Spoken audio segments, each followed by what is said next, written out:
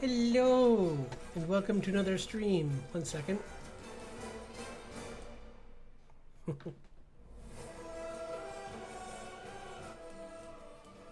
Oh, 1 second. Wait, what's going on? Why is he... That's weird. Huh. Hold on, what are you doing? I know what's going on. Aha, I found you. There we go. Okay. As I was saying, welcome to another art stream. I'll be doing some work on Dinovember, and then I'll get some more progress on my comic, because I thought I'd do mostly work on comic tonight. I'm just gonna get some drink, and yeah.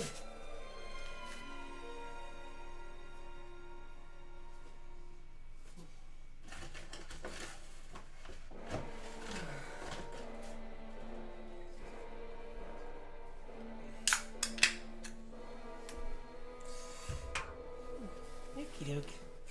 Oops, sorry, I got that click still. There we go. Okay. Well, as you can see, I still have my old avatar, but I'm gonna put that on the back burner now because I made a little bit of progress, but I hit a roadblock, so I'm gonna contact some people involved with the software and see if I can get an answer to how to work with their software.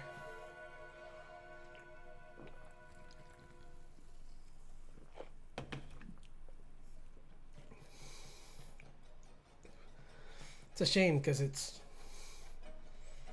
seems like this is something I could probably figure out, but it's just hit a roadblock. But whatever, it's fine for now. Whoops, why is it? Oh, I know why. Maybe?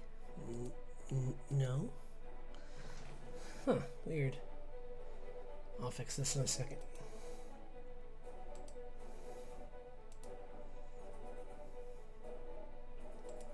There you go. Sorry about that.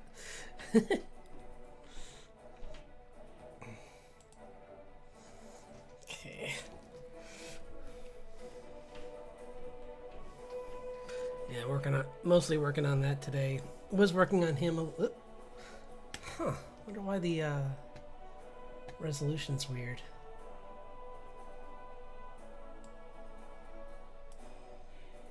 Fix this window for you.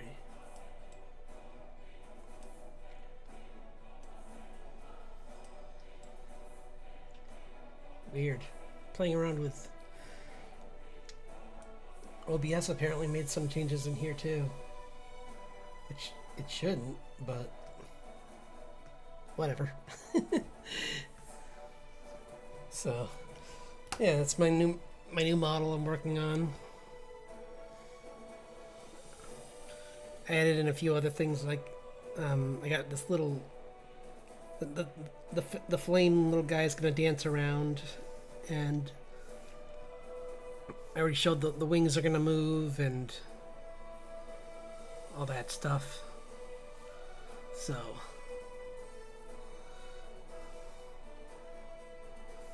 but I'm working on this one next, and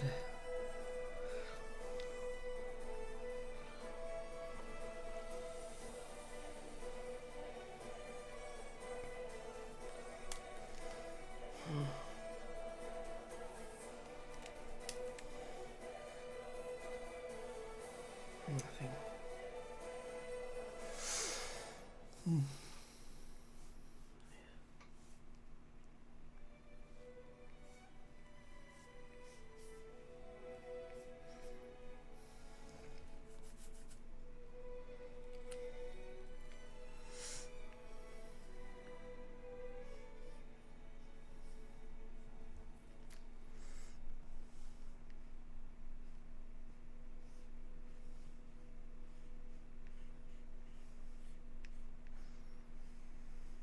Sorry, I'm already trying to concentrate on this.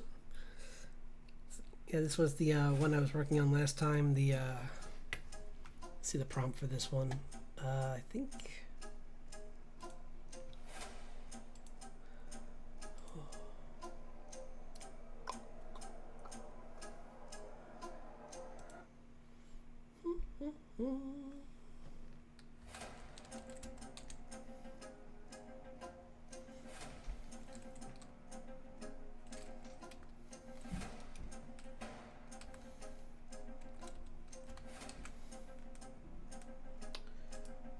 Okay, Dinovember. So this is the Sinosauropteryx. I thought it was going to be something else, but it turned out to be this, so.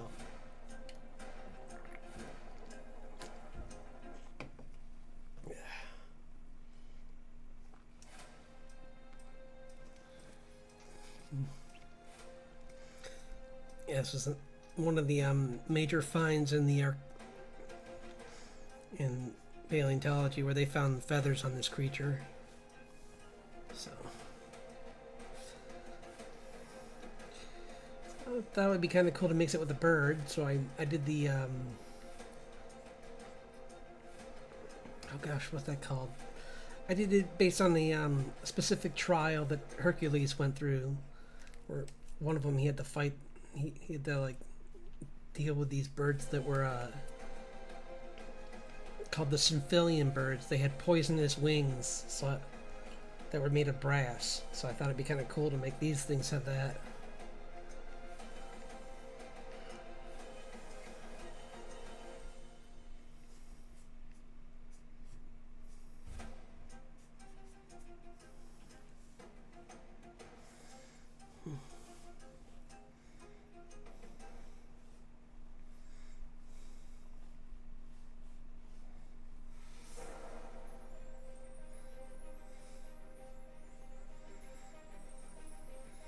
And like I said last time, these things looked like they were about the same size as like the Procompsognathus, which are like about the size of a rooster, I'd say.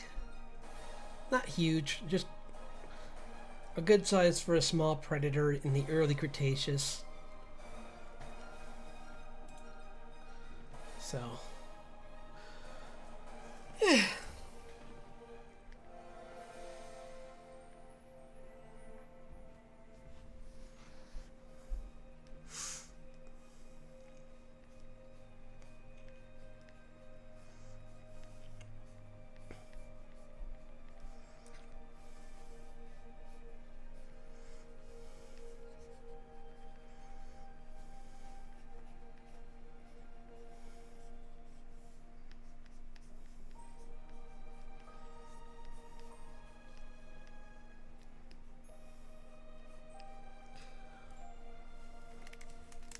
So I finally finished off the second season of Vox Machina, and honestly, I changed my mind. I do really like what they did. I mean, to be fair, from the beginning, I was just kind of confused with the pacing, but it's made by the same people that did the campaign, so it's really theirs to deal with what they want. So I'm just happy they get to have full creative control over it, because it would be a shame if it like went off in a totally different direction from the story. But actually, it kind of tied together really nice at the end. I was surprised. Like, I was afraid they were going to make certain things be triggers for things, but they weren't. But other things that were like in the story for different reasons were changed to fit the new storyline that they made, which from a storytelling standpoint works better. Like, in the moment of the sessions, what they did made sense because it was like on the spot, like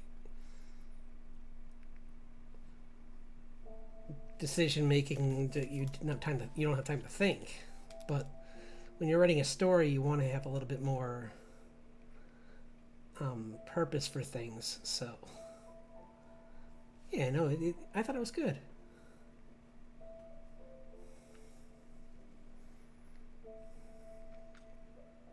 I won't spoil it for anyone who's still watching it because it only came out a little while ago. But it was good.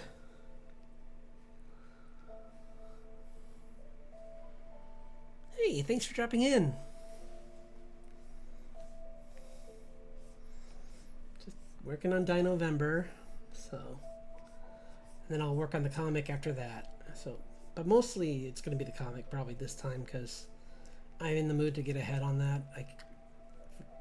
I got a little bit done today, but I mostly was trying to do stuff on with my model and with my next model. My VTuber model, but it didn't work out, so I'm just gonna let it be I'm gonna table it for now and try to get some answers from the creators of the software, and I'm not in a hurry, honestly.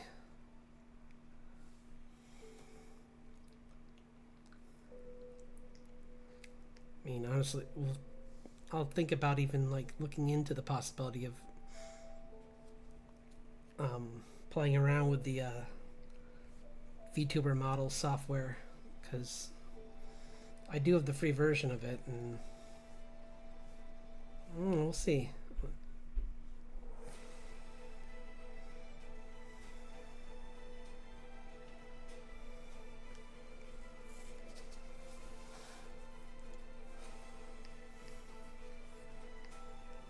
It might be worth it, so to just try it out later on.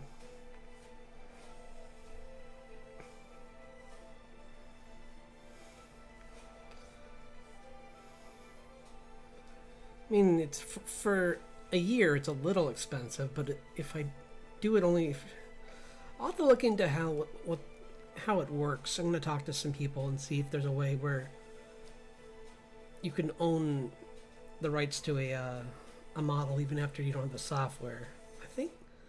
I don't think there's anything against using a model after the software has been used up. So, because the software only like programs how it's going to move. I don't think it really, you don't need it to make the model work, I don't believe. But maybe I'm wrong. I'll have to look into that. Hello. All right. Glad you can make it. Yeah, I'm working on Dinovember, which I have a couple models already done. Let's see.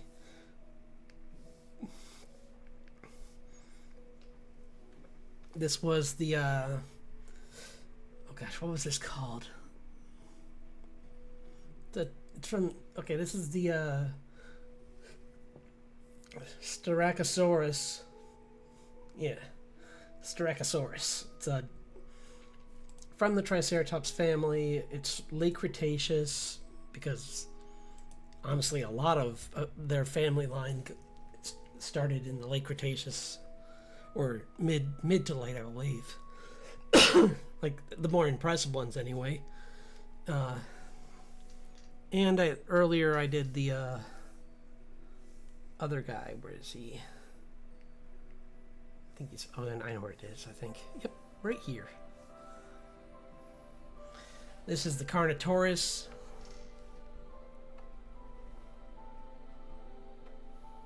Oh, moving is the worst. I've done it a couple times, and every time it's a nightmare. And it's never the same nightmare. It's always like, what can go wrong this time? Like, one time I thought I was all set, and then I got to the last week, and I realized I didn't have nearly enough ready, and in the apartment that I was going to, there were certain things that weren't all set, and it was just... Thanks, yeah, I wanted to base it around, since it has feathers, I was thinking, like, and I was doing, it's mixed with a cockatrice. I was like, wouldn't it be cool? I mean, the obvious choice would be to give it colors like a rooster, but I'm like, wouldn't it be cooler to give it colors like a parrot?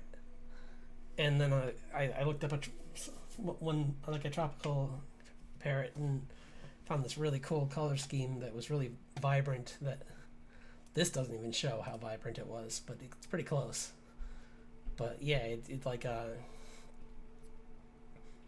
then I just gave it that kind of look. So, and with this one, I kind of just wanted to go with like just an elemental force. Like there are already these. I mean, the Ceratops. Oh gosh, what is it? Yeah, their family tree line is like a bunch of like wrecking machines, so they don't need anything super special to make them even tougher. So I thought, wouldn't it be fun just to use like a mix of a couple different elementals together?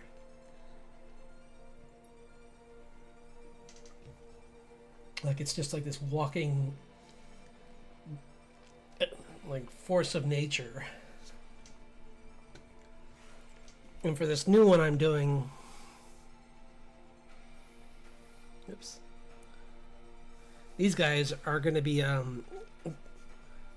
going to have poison tipped wings, like in the trials that Hercules had to go through, that Hera challenged him to.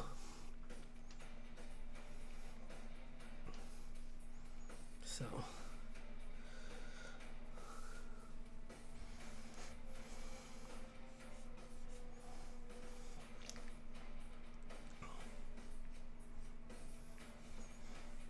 and I was saying earlier, they're pretty special because they're one of your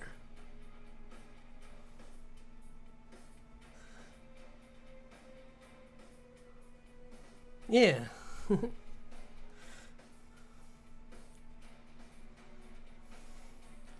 These guys are special because like the dinosaur that they're based off of is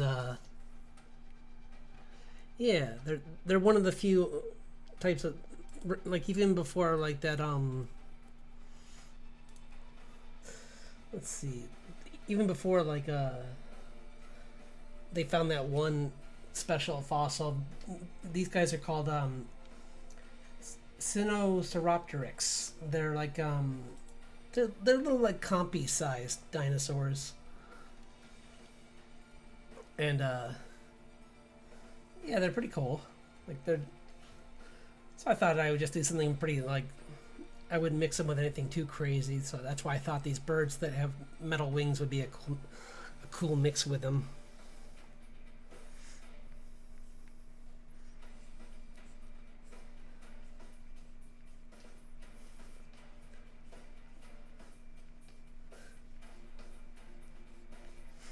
And they're just like scavengers, I believe, or like they're predators, but of like small prey, like probably little like smaller dinosaurs or like eggs, probably. So that's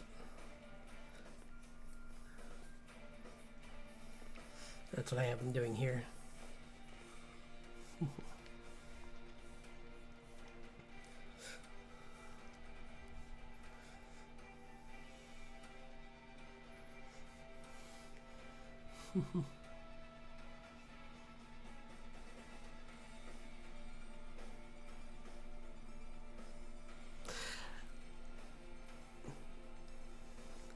Yeah, they're eating.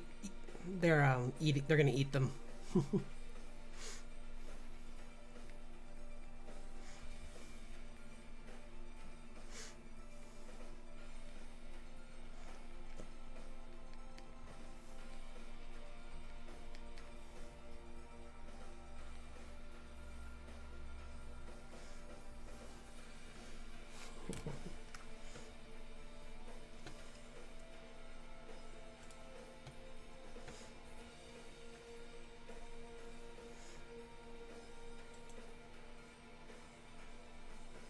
Yeah, I know.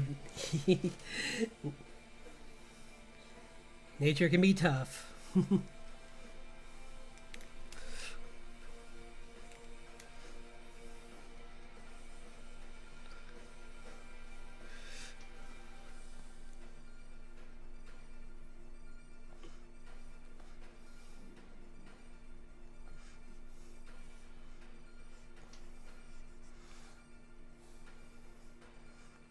Plenty of things prey on them, so it's the grand circle of prey and predators.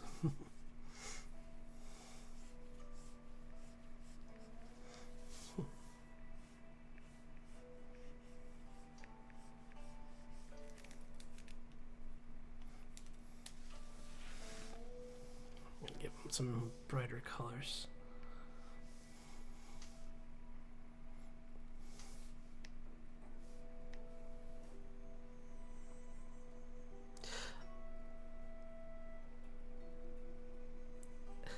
It's coming along. I was going to do a bunch of work on that tonight too, so you'll get to see some more pages. I wanted to get more done this week already, but I was working on my my new model as well. So I was working on this, and he's coming along. I got like a whole bunch of different wing states on him now, and let's see if I can show him. Oops. Like, yeah.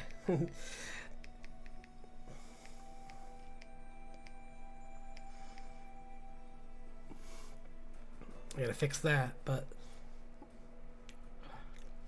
Oh, you know why that's doing that? I think it's because I unpinned it. But it's... I can essentially have, like, all the, Yeah, I'm very excited to try out this later on. I'm trying to figure out this new software that someone made recently that was like a... Oh, here's a couple of the pages. Like I was going to work on a little bit on this one tonight, and this one. Because these just need more coloring than anything else. They already look pretty good. So this one needs to be redone line work wise. Like, but like a couple of these just need to be colored really. Yeah, like I was gonna redo this one tonight. Yeah. Clean up this one a little bit more, but it's pretty much, this one's very close to being done too. This one only needs to just like some color in the backgrounds and stuff to just push the characters a little bit more, but several of the panels, I think like 1 and 3 I'd say are pretty much done. It's just like 2, 4 and 5 are the ones that where the background and a little bit of the foreground need a little more definition, but I'm pretty happy with them overall. And like this one I was just working on before the my art stream, so I'll work a little bit more on this one too. But yeah.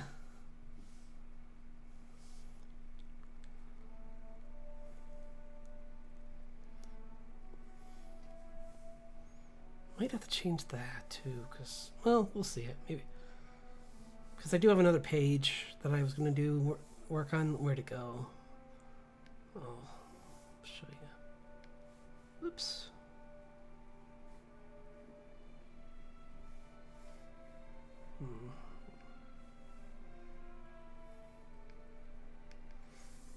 I know it's here somewhere. Here it is. This is another one I want to work on because it's right? Me too. Well, that's good because like that'll make it more interesting as the story goes along, and I'll be curious to see like if you remain a Richard fan or if things that are found out later on change that. Although it hasn't for me, and I'm the one writing it, so probably won't.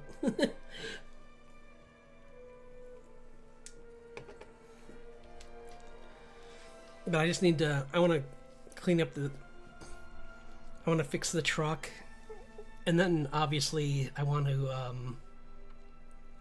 redraw it because I forgot. I drew it and then I actually, you know what, that just, maybe that's not their car. Yeah, that I'll make it that. I'll push this, I'm going to push this a little bit further off screen, and I'll say that they're just like walking in, and like that's because that way I don't have to draw the truck again. Because that's hard. This is gonna be hard enough. I'll just have to find some good ref. Yep, that's right. There's plenty. It's his whole family line is a big part of the story.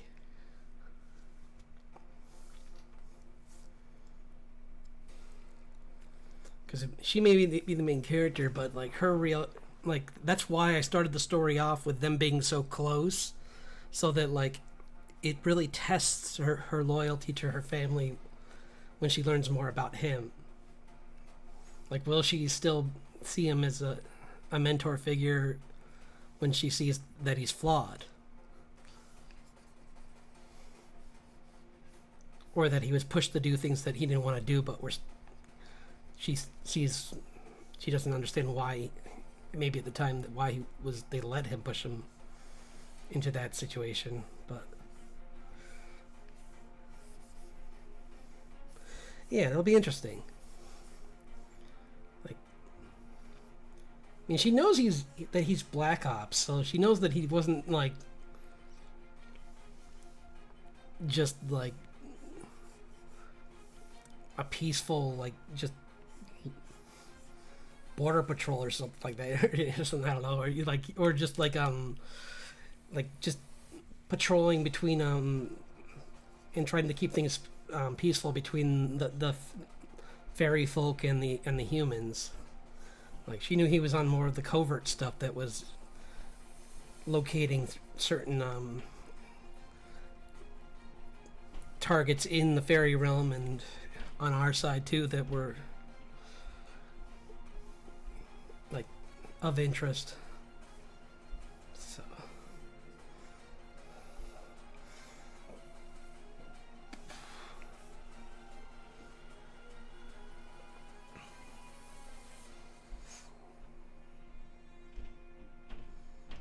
yeah.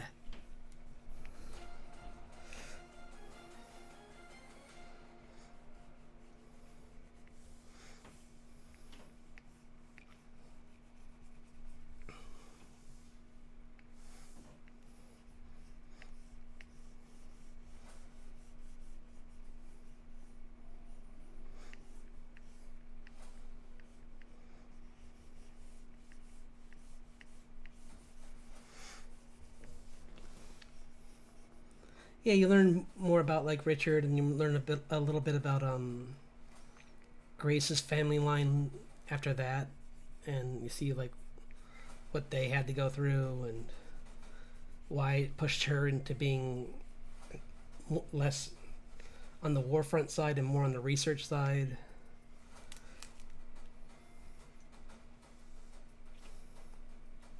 But why she also is like not exactly a damsel in distress, kind of isn't because of Richard. You find out more it's because of her family line and their involvement in the war.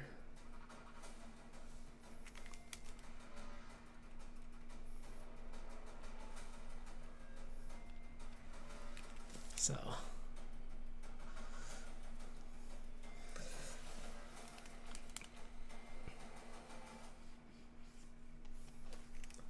and let's see if I have that page. Yeah, this one.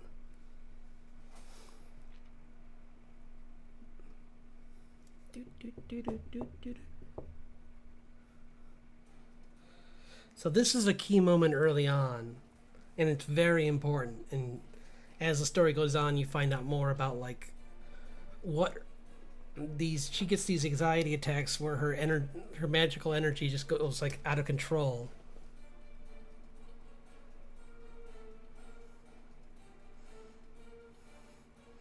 Yeah, me too.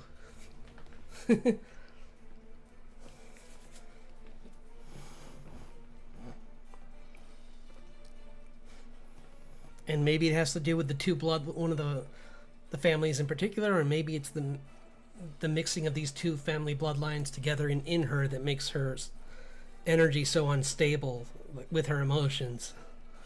So we'll find out what it is as the story goes along. But it's part of why Richard brought her with him. That's one thing I can kind of spoil, is that he didn't want her alone with it, because he knew that could be catastrophic if she was left alone and didn't have someone around to help keep it under control.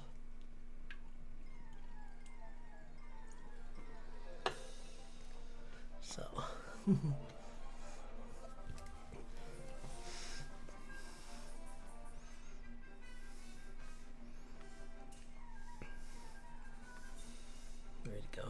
I gotta find.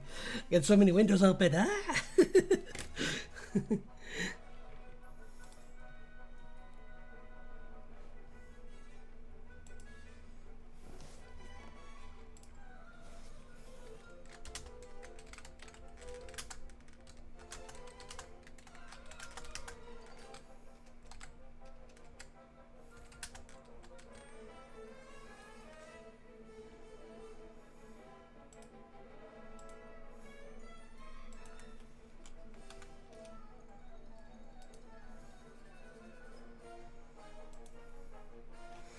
So,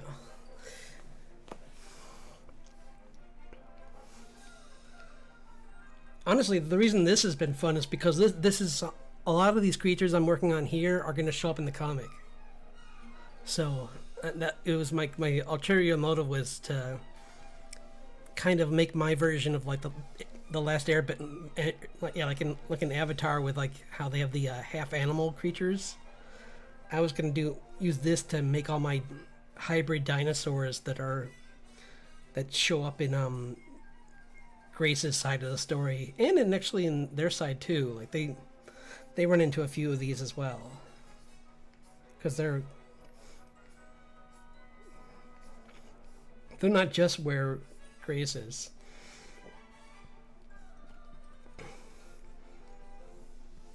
A lot of these creatures came through with the first grouping of spring fairies that were good and just wanted to live on Earth, and were welcome because they offered help on how to prevent the winter fairies from attacking. Because they knew that the minute they showed up and revealed themselves, that the other side might get a little more bold as well. So, but as they came through, a lot of their animals came through too, and these are one of the things that came through, like different types of hybrid dinosaurs.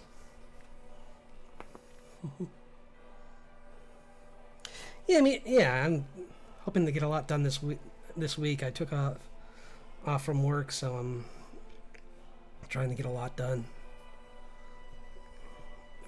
Used up some of my vacation time, because why not? It's the end of the year. When else am I going to use it?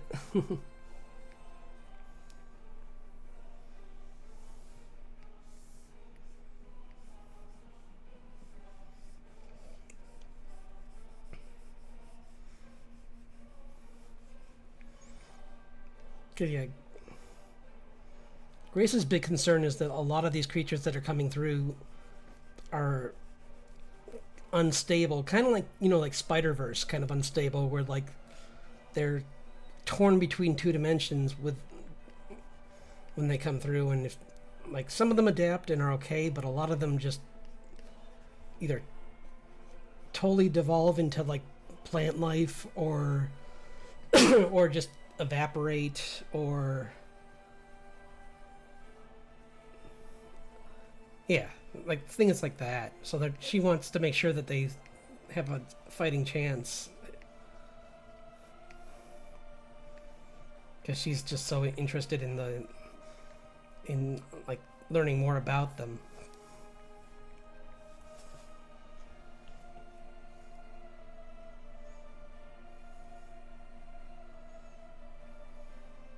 Yeah, that's gonna be fun too, coming up with more about them.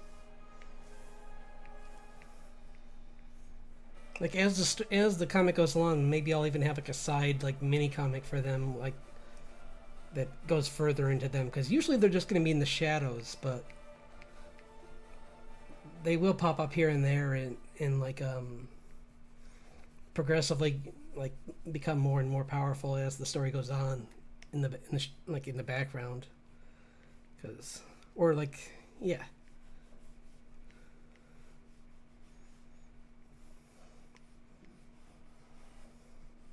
Or maybe they don't even get stronger, but they just like, because they're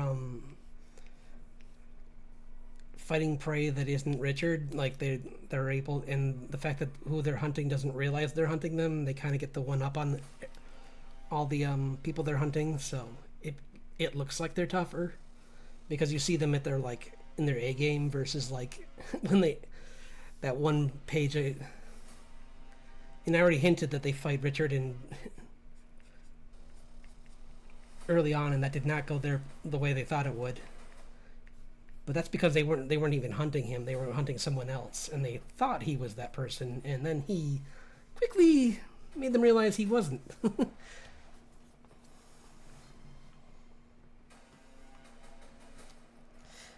Yeah, I think they're more anti-heroes than villains, or maybe they're what I'll say at the moment they're anti-heroes, and maybe they'll turn into villains. But I haven't planned that for this storyline anyway. At this point, if the money's good enough, it's one of those situations where sure they might get pushed into becoming villain, like true 100% villains, but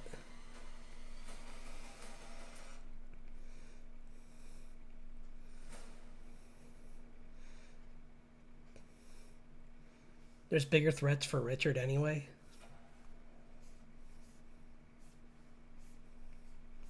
Like all the corrupted ex-soldiers that didn't manage to get away from the military and were and kind of like turned into weapons.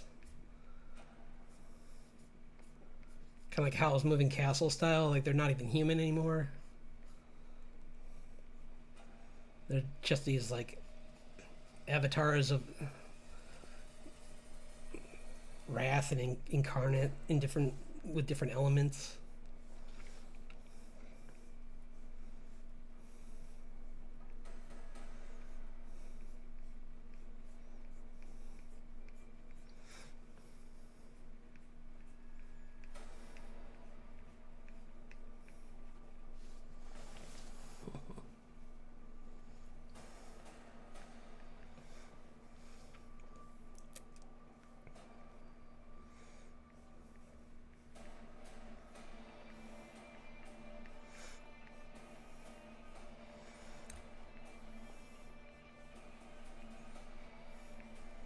Yeah, I like the concept of the just the it kind of was that was kind of inspired by I was watching this one anime called oh my gosh, I keep forgetting the title because it's like one of those ones that came out that had a long title. To Those Forgotten Beasts or something, I think is the title, or Those Abandoned Beasts. It's essentially like, what if we found a way to like turn humans into monsters and use them in war that way, and what happens to them after the war. So I thought that was a really cool concept, and I wanted to take it a step further and be like, what if it wasn't the military itself that was at fault for, I mean, at least not completely at fault for what happened to them? What if it was just the magic itself that they used? They understood the repercussions of it, but they, because it's wild magic and they don't have full control over it, but it slowly just turned them mad.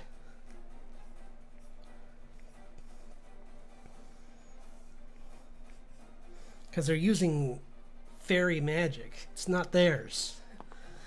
It's it's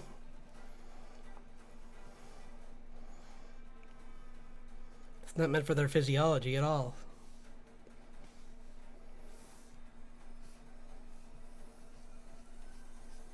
Yeah, I thought that'd be kind of fun to try that out and see a concept like that, where it's like, what happens to the people when they mess around with stuff like that.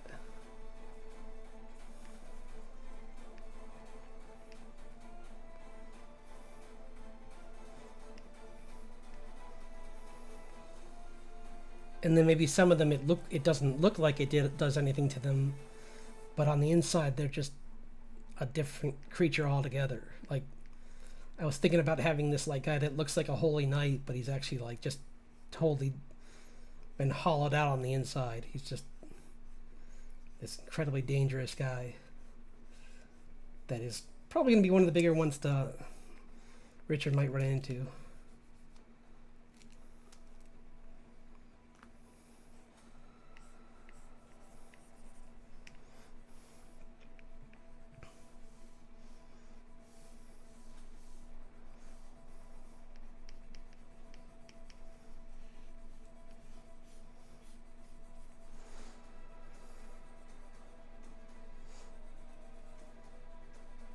Yeah.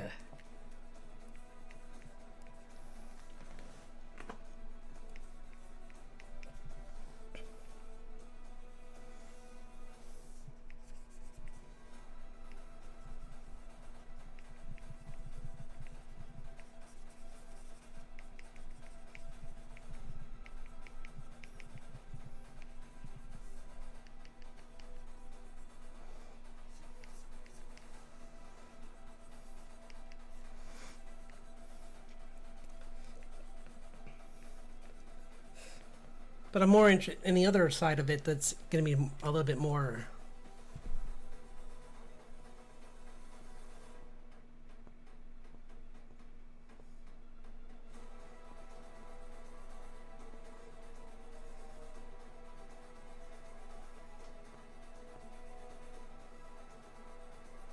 Oh, yeah. that's, that's funny.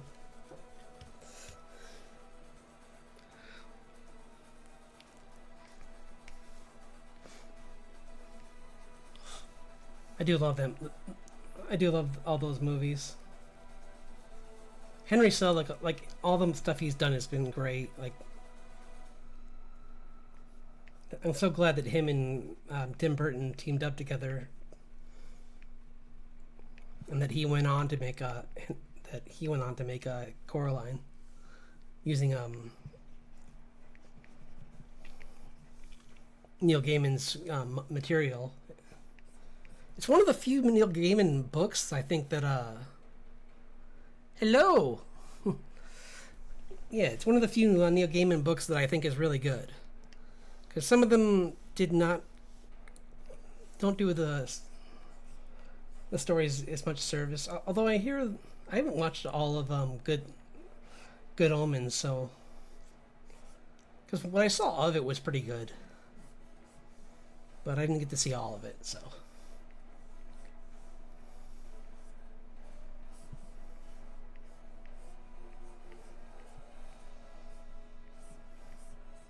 But yeah, from what I saw of it was pretty good.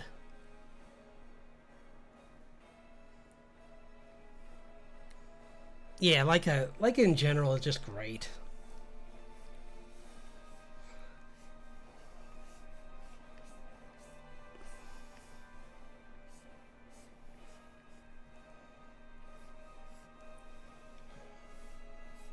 Like I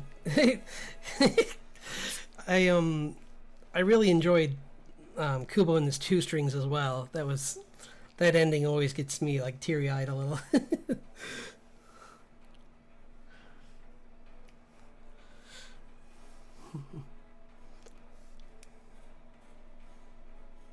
Oh, no worries. So good to see. I got like the old crew back.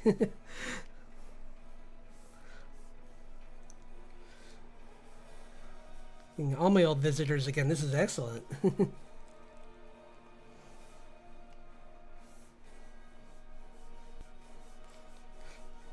We were just talking some lore for the comic, but right now I'm just working on this Dinovember challenge. But I was saying, all these are going to be used in the comic probably, or a lot of them will be. So they're just like, this is just a fun way to practice drawing all the fantasy creatures that are going to show up. Because I would like to do some hybrids in my story. And dinosaurs are a fun base to build off of. Because they're like alien creatures already. Hello! Thanks for dropping in. Yeah. Glad you could drop by. Just doing Dinovember for a little bit longer, and then I'm going to move on to, yeah, maybe like another 15 minutes of this, and then I'll move on to the comic.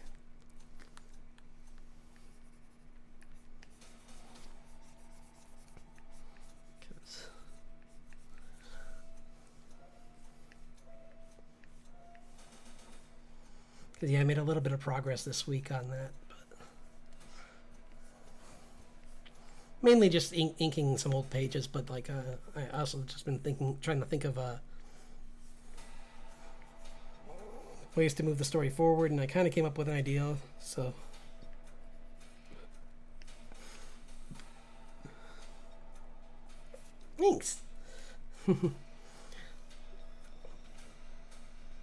Oh yeah, I'll show you. I've been working. I'll put this here so that. Oops.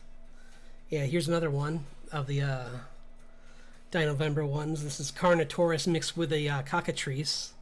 So you have a you have a long range sniper essentially. Like this guy's got like because cockatrice like anything it looks at can be instantly dispatched, and or if it bites you, which I'm like I always thought that was kind of a funny duality of it. It's like so wait, does that mean that sometimes it just walks around with its eyes closed? Because otherwise everything around it's going to be that it wants to take out it just can.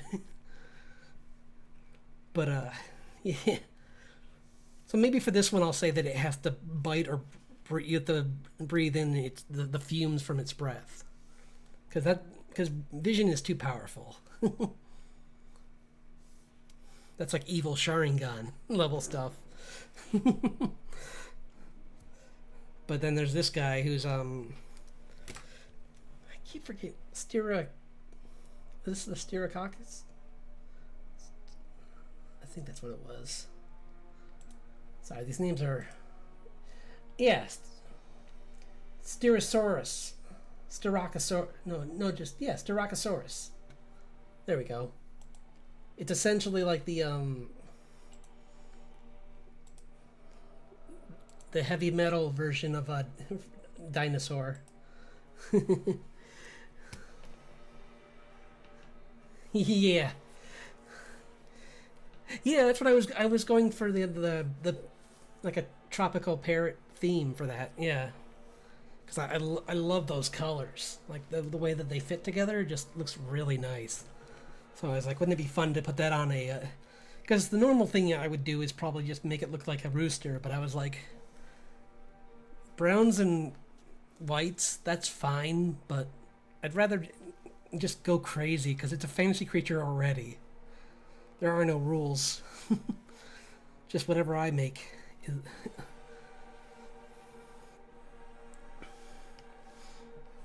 So, yeah, it was fun.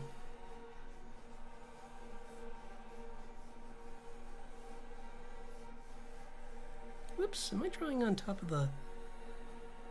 Oh, good, I'm not. Okay.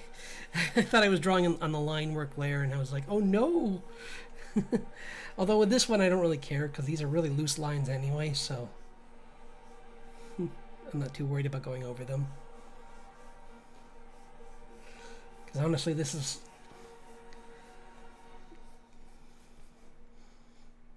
not a big concern. This one I'll do, but I'm not. It's not one of my. It's not a dinosaur that I'm super excited about. Like, I mean, I'm gonna try and make it look as fun as possible, but it's not one of the ones I like as much as like that other one, the Styracosaurus. I wanted to make it look cool because I think that like all Triceratops types are awesome. So I was just like, I gotta represent them in a good way. Gotta portray them right.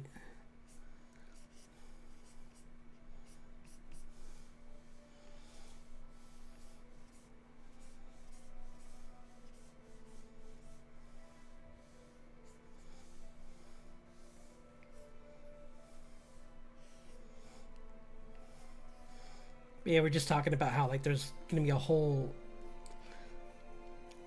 Hopefully this weekend, maybe I'll like. Tomorrow and Friday, I'll try and get some more lore written up for the characters because like I would like to like try and figure out a little bit more about Richard.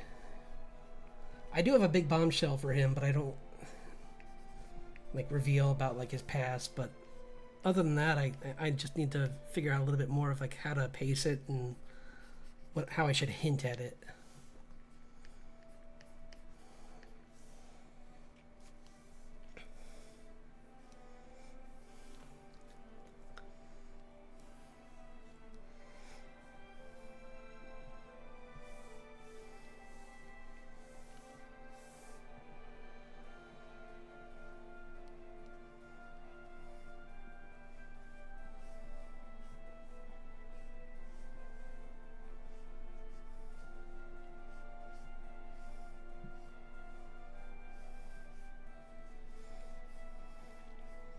But yeah, these guys have poison tips on all their feathers, and they're made of brass. So they're a creature that Hercules had to face off against when he was dealing with all the trials that Hera set for him during his I forget what he was. Maybe it was something from a. I forget what quest line that was. I forget where that was in his storyline. Like, it's been a while since I've read those, and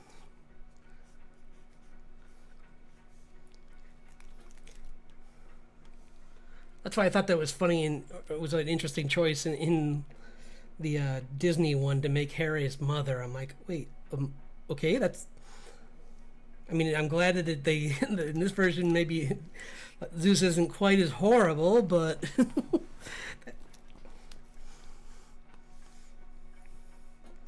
does raise some other questions.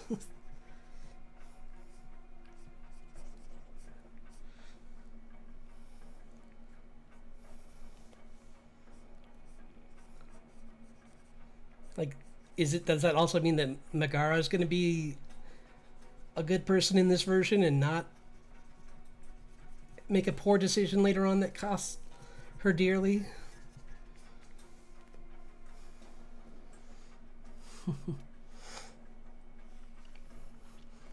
Well, I mean, he's still around in Kingdom Hearts, so I suppose she was good.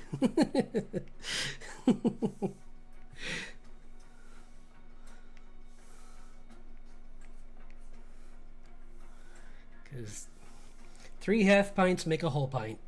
That's what I learned from that game. Math.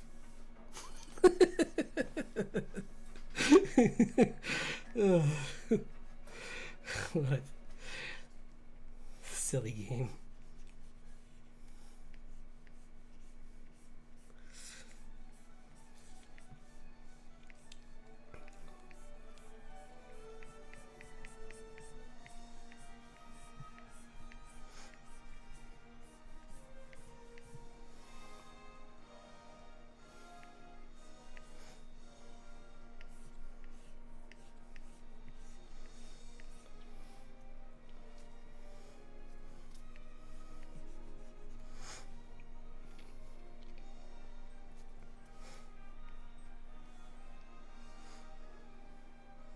Hello! Thanks for dropping in.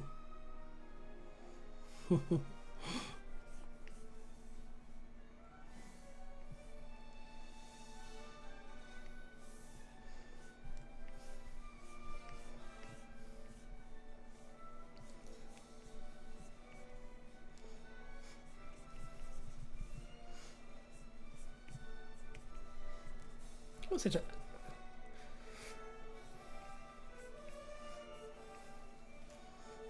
Trying to think what I was talking about last time with the... I think I've just been mostly talking about like comparing like actual dinosaurs to like the last time I was talking a little bit about like comparing real dinosaurs to what Jurassic Park had, and how it's interesting that like how fast we've learned more about them. Because like they had a consultant for those books. It's not like he was writing those blind. He wanted to be sure that he was doing. Michael Crichton wanted to make sure that he was writing with like some experts around, because he didn't know anything about that stuff. He just knew how to write sentences that never ended.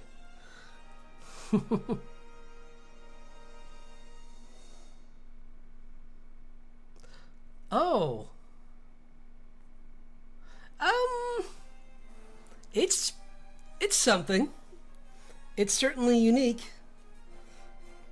I don't know if it's... I mean, I had fun with it, but it's...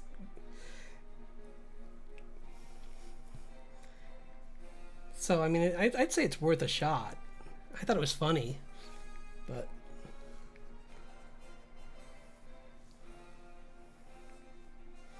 It's not afraid to be perverse, though. So, as long as you go and do it knowing that, you're good.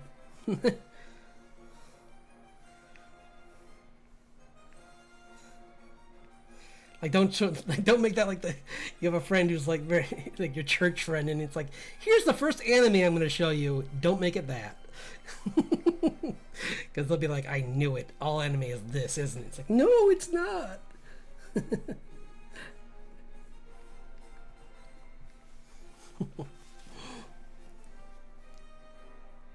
Yeah, no, the artists that did it are made like the art's great,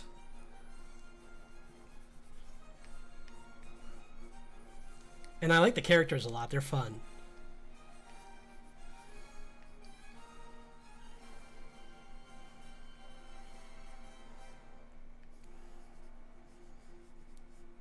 And it's one of the more fun like relationship comedies out there, and for anime especially. Yep. I mean, the whole premise.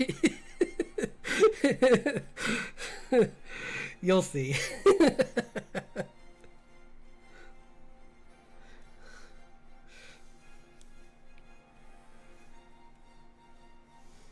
But it's funny. I enjoyed it. I'm excited for this the next season of Solo Leveling when that comes out. That'll be great. Because I mean, I've already read the manhwa, so I know how it ends, but I still want to see the anime.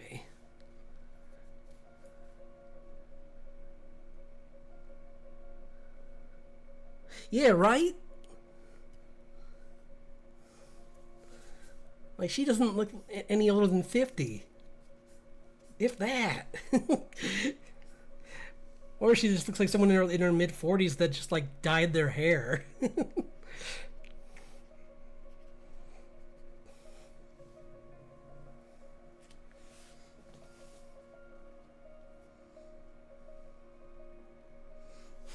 Yep.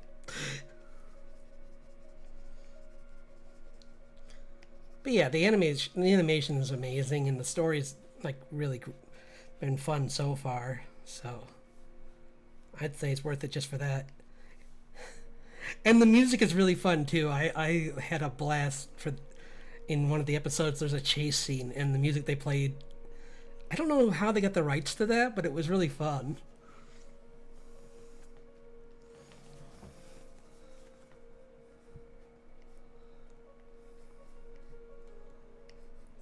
I'll have to watch that part again because that part was just so funny.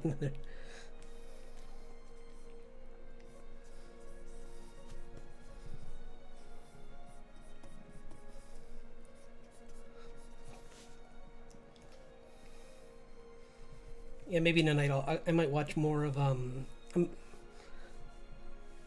it's not top of my list, but I still enjoyed for some parts the anime ReZero.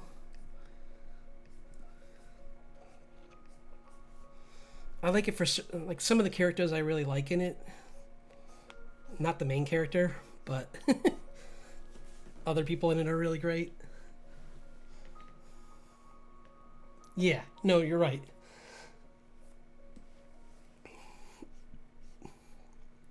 There is a character from that actually that inspired.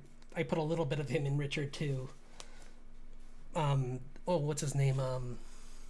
It's been a while since I watched it, but there's this old man that's like, he's like the old swordsman in that, and he's kind of like this guy that's like kind of comb back hair into it goes into a ponytail, but it's all gray, and he's like the sword master, and he's pretty cool, and his story about him and his wife, I kind of like. I thought that was pretty cool, so I might not do that specifically, but something maybe like that a little bit with Richard and Grace.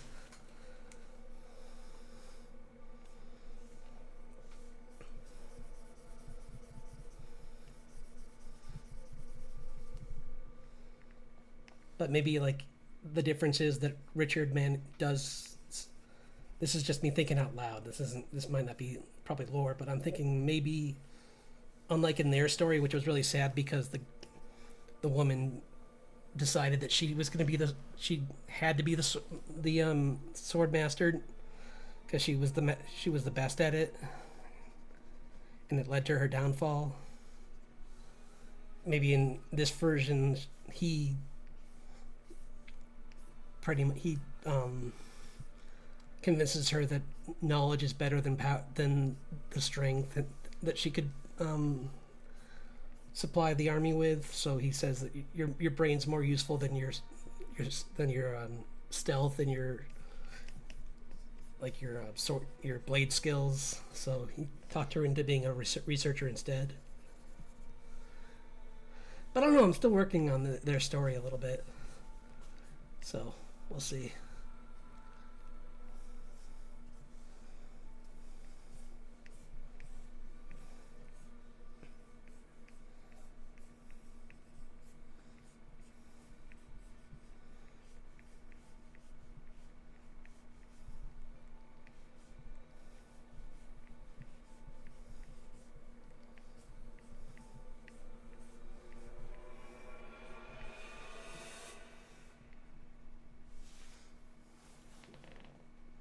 Thanks.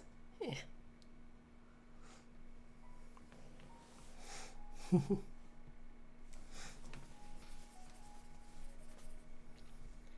Yeah, I think it'd just be kind of fun to have like something where like because I'm trying to think of how they met, and I keep playing around with different ways that like one is the predominant one was that he was she was involved in they were both involved in a similar mission, but she was there for intelligence and he was there to be like backup, and they had their own secret, or that they were doing it at the same time in the same area, so they kind of went together.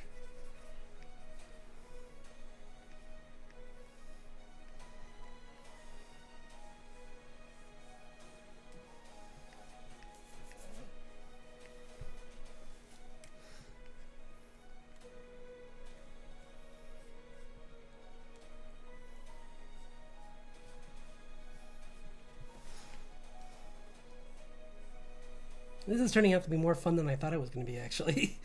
Using only a couple colors for this is... I like doing challenges or drawings where I only have a couple different... Like that one I did of the Hag Ravens.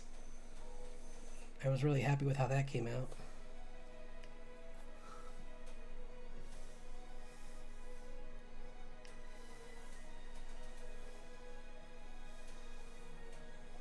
But I don't know where they are.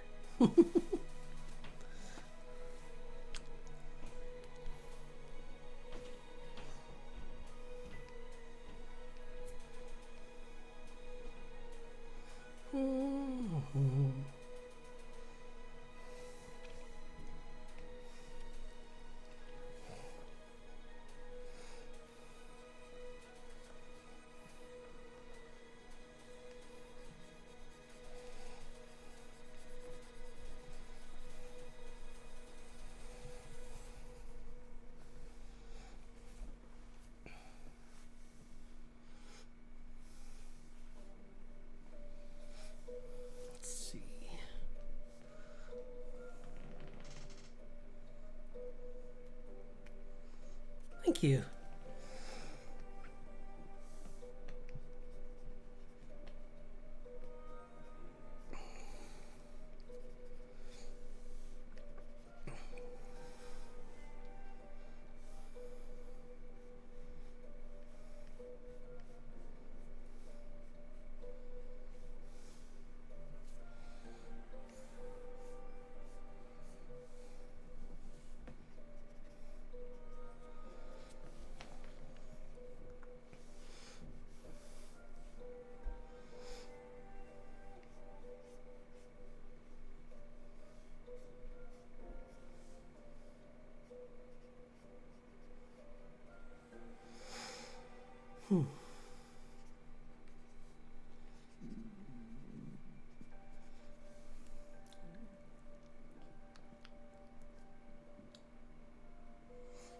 Yeah, they are.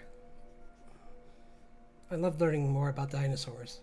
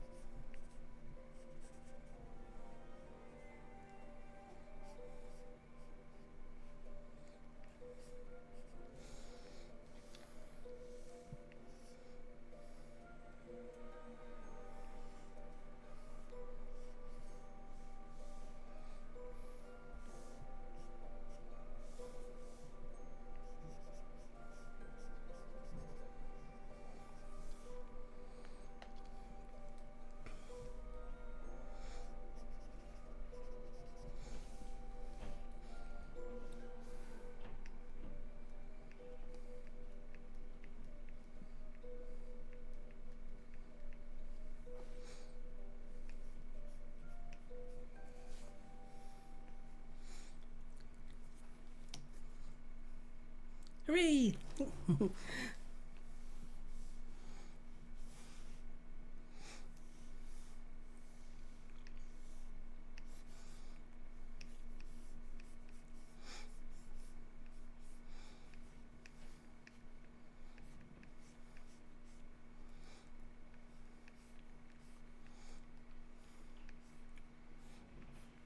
And I think the trickiest thing that's been going on with doing this comic is trying to just keep it simple, because it's so easy to diverge into like 100 different stories. But I want this to be to start off with a short story of just a rescue mission, and then from there I can go into longer stories maybe later on if I want to. But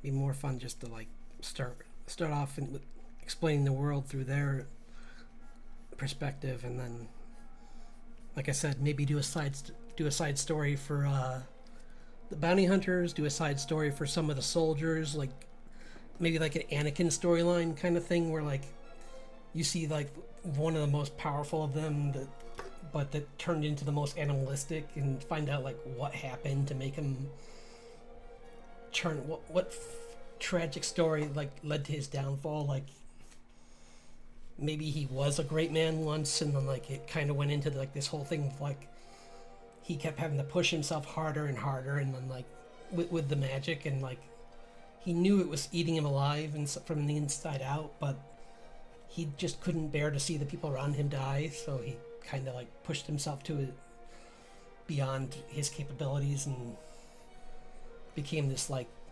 guardian spirit for them. That's just me, like.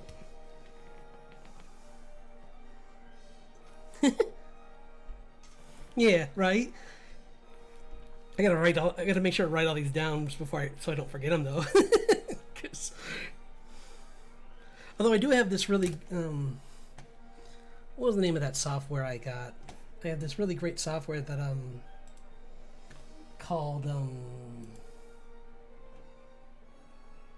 I don't. Oh, here it is. Milanote. You can put everything on. They give you like a free page. You can throw everything up.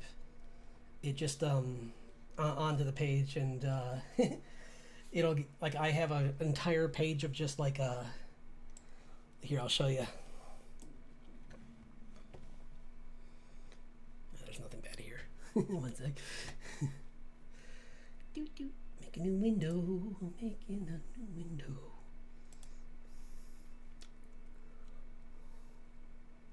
Screen capture.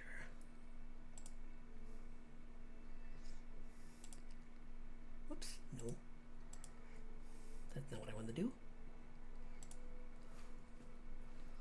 Sorry, 1 second. Window capture.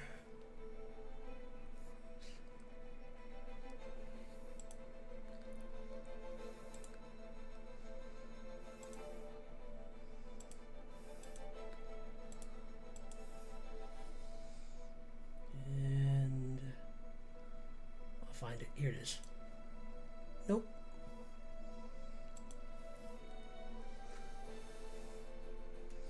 That's not it. What? That should be it. Sorry. 1 second. Nope. Huh. Oh, here it is. There we go. Sorry about that. Yeah, see, look at this. Isn't this is pretty cool, huh? You get the, like... It's like this whole setup where you can, I can just, like... put all my information on it, and it'll like it has like all my some of my pages. Yeah, thanks for dropping in. I'm so happy you could make it this time.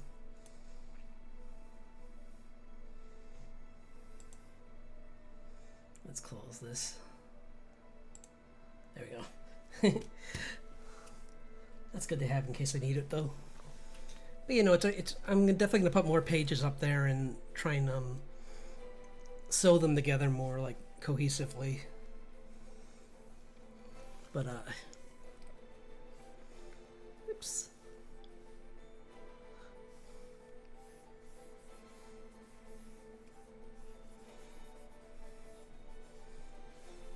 It's just nice having a way of just like keeping all the ideals together. And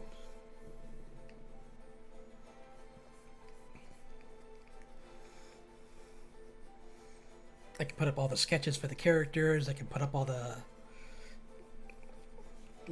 lore and connect everything and add in new notes to remind myself of like small things that happen on each page that might hint to things later on. So yeah, it's really useful.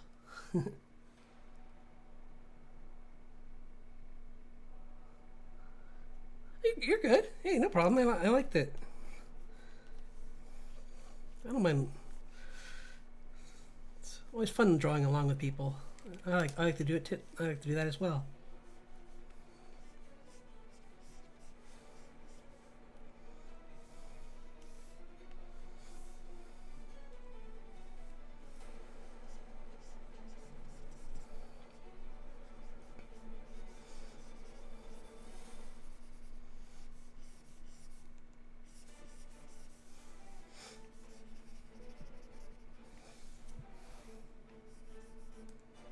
Oops. Okay.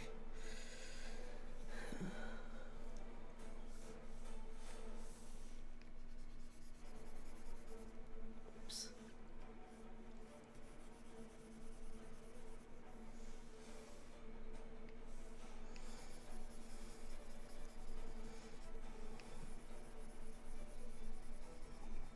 Just want to keep the tree not looking as vibrant as them, so they stick out. Maybe I'll make the eggs something a little bit brighter, but not too bright, like a light blue, just so that they stand out a little bit, but not too much.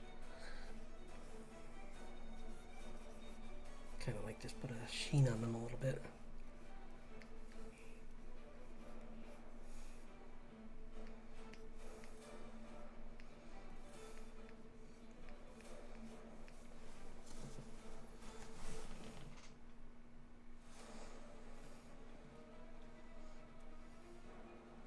Yeah, totally.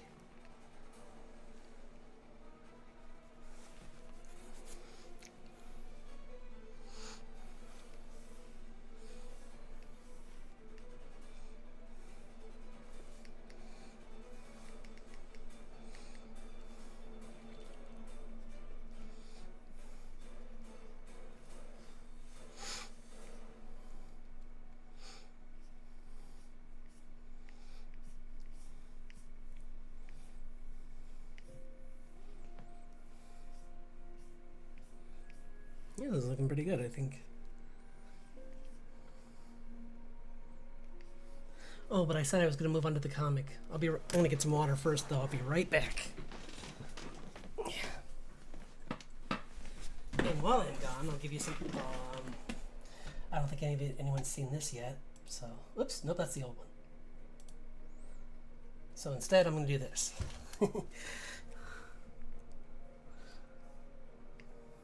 Nope.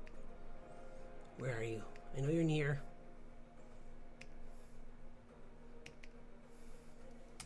There we go. There's my new Be Right Back screen. There. I'll be back in a jiffy.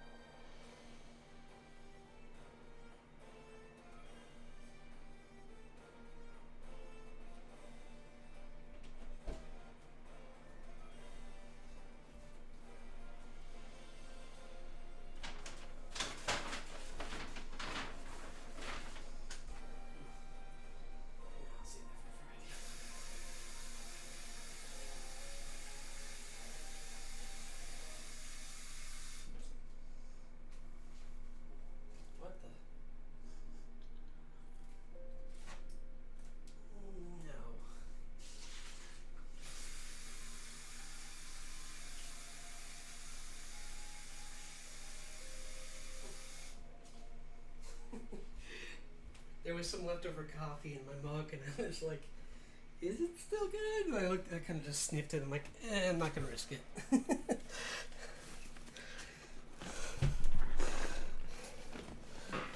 Yeah.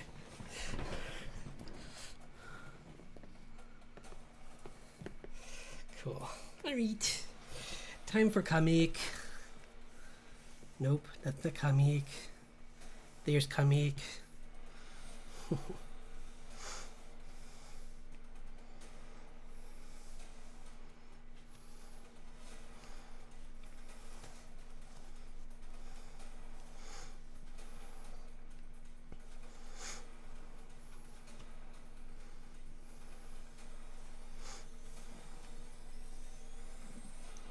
Yep, on the right page. Okay, I'm on the right. Just make sure I was on the right panel.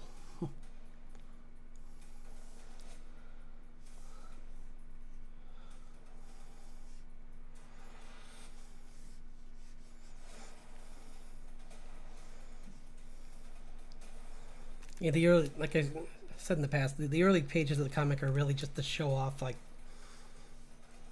that Richard's really powerful, and that June, despite not having his power, his magic power, is a fast thinker. Like he taught her to be quick on her feet.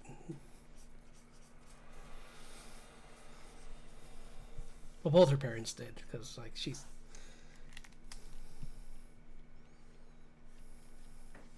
has a very analytical mom and very like very I don't know how to characterize Rich. I guess just like hard worker, like very hard working father. Like she knows that she has to put in the work for anything that she wants to have done right, and that's what she got from him.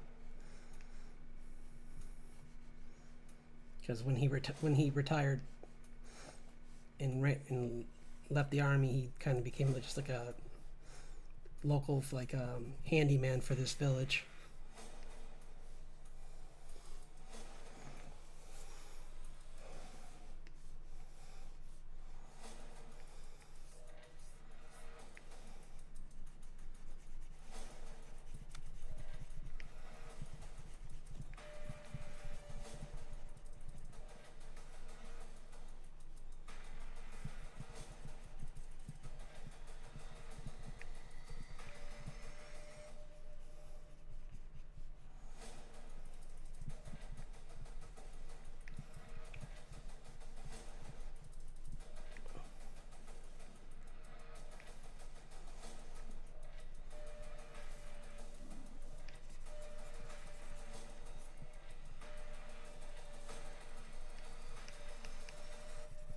And he taught her that like using magic to sidestep doing something the right way is not will only lead to trouble.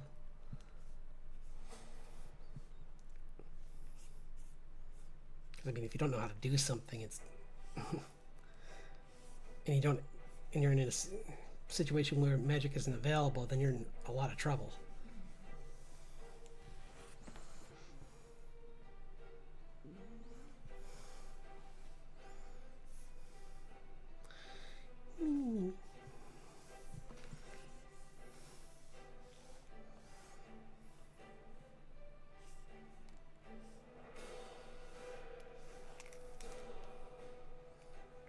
Fix this eye.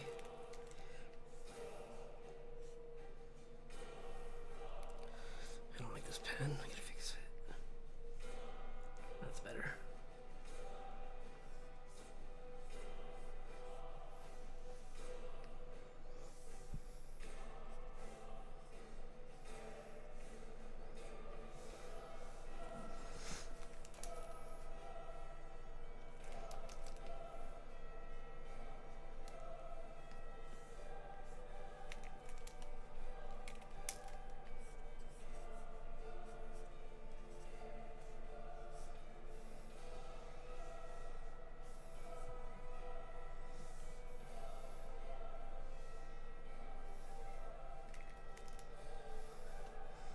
Maybe that's the right expression. I want to try something else.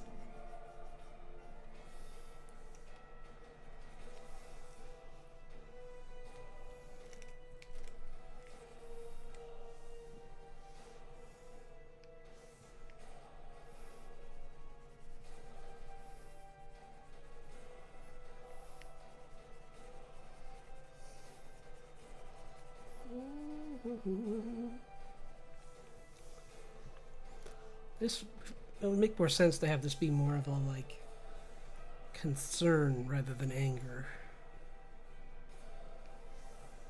So more like a whoops. More like a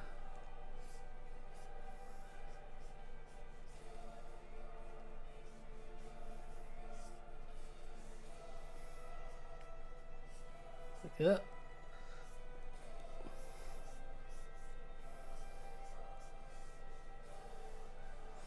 something kind of like that. I gotta fix these eyebrows.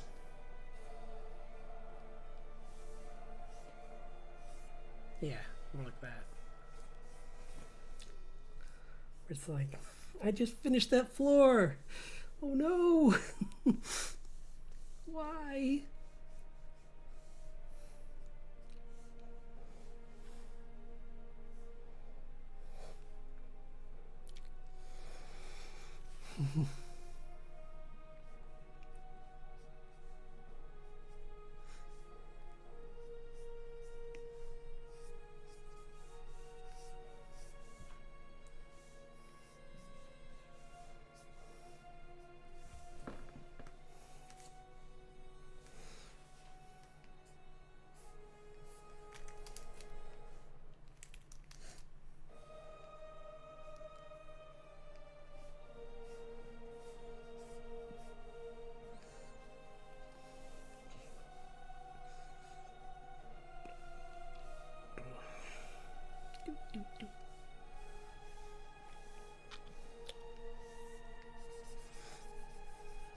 A fun tip for just a tip for people who use Clip Studio. If you don't want to use your eraser all the time, just click on this button down here below the two colors and that'll erase colors as well on the layer that you're working on. Because there's so many times where I have the eraser set to really big for getting rid of big issues, but like smaller issues, like say like clearing out some of this here so that the line work is a little bit thinner and I get more color in. It's nice just using the brush that I'm using, which is much smaller.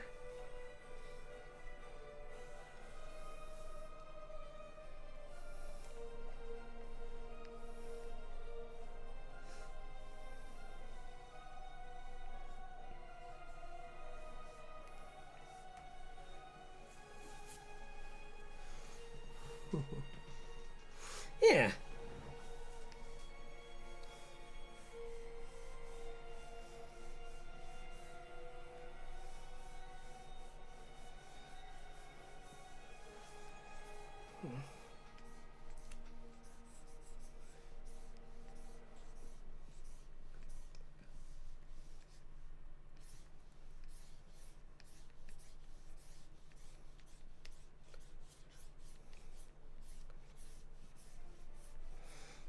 Do, do, do.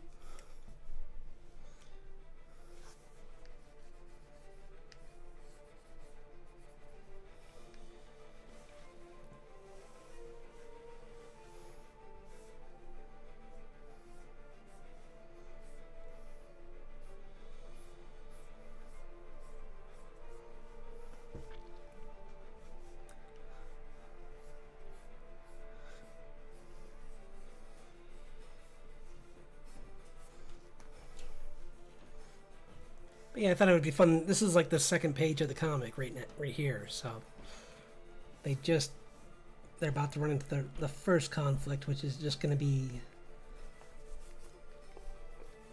much minor than things that come in later on.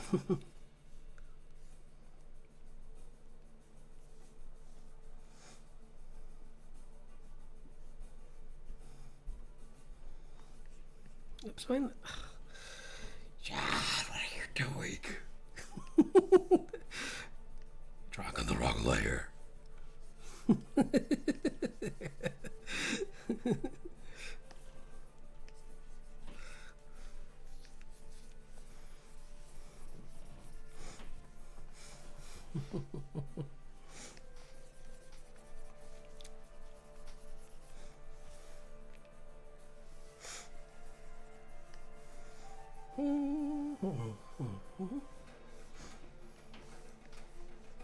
Oops.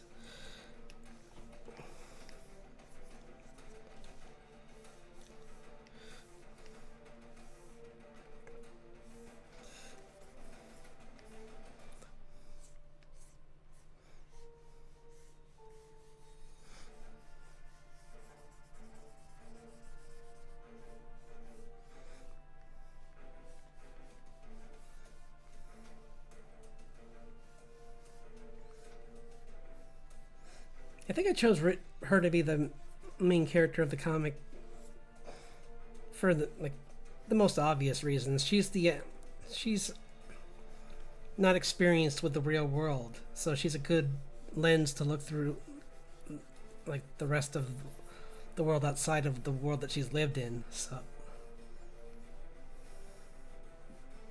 like the blank slate kind of character.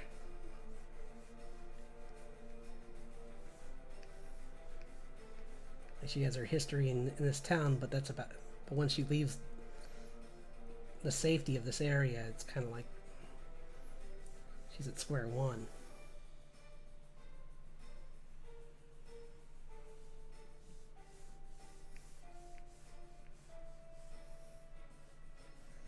Whereas I would have to have a lot of like inner monologues and stuff like that, and I'm sure I might have some side stories where that kind of stuff happens, like later on.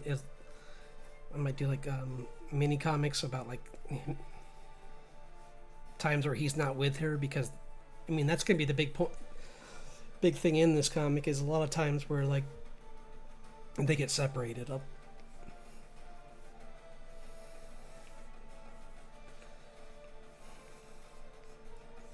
Because otherwise, it's kind of like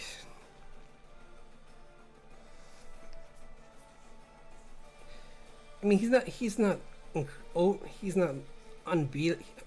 He's not invincible, but he's so much more skilled than her that like I do want to put her in conflict situations that aren't like anime fight scenes. I want her to put her in more like just social situations too. That like someone who hasn't been in the real world that was thrown into it would have to deal with, and that like an adult who's lived a full life he would have no problem with, or maybe he would, but he would handle it very differently, and like probably either just brush it off and not care about it. But since she wants to learn more about this stuff, she might have a different reaction where she's like more inquisitive.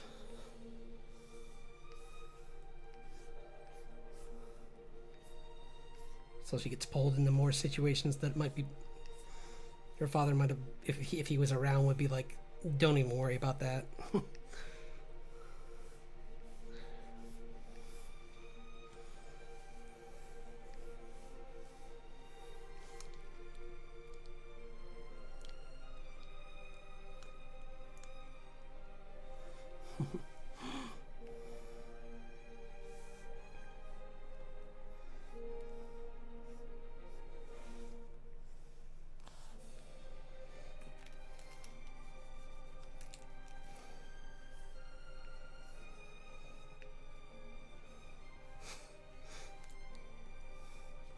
Yeah, I think I went too quick to like a fear. It should be, both of them should be kind of more like, ugh, this does not bode well.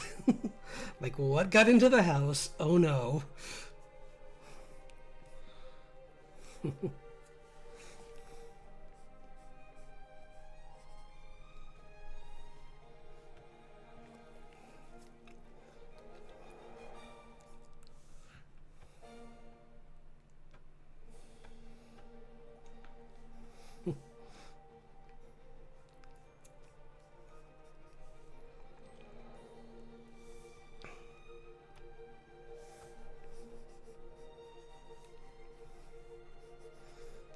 Did the neighbor's labra demons get loose again?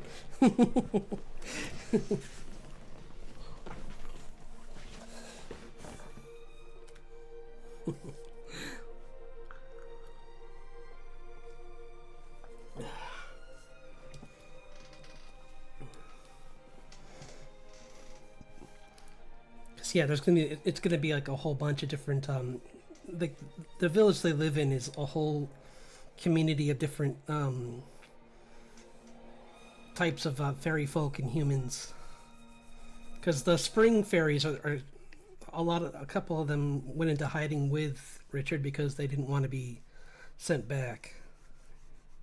Because some of them were only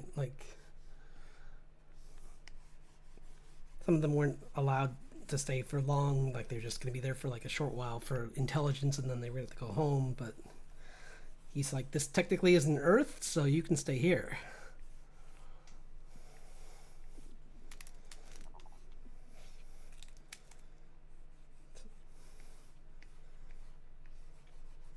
Kind of like a, you keep my family safe, I'll keep yours safe kind of thing.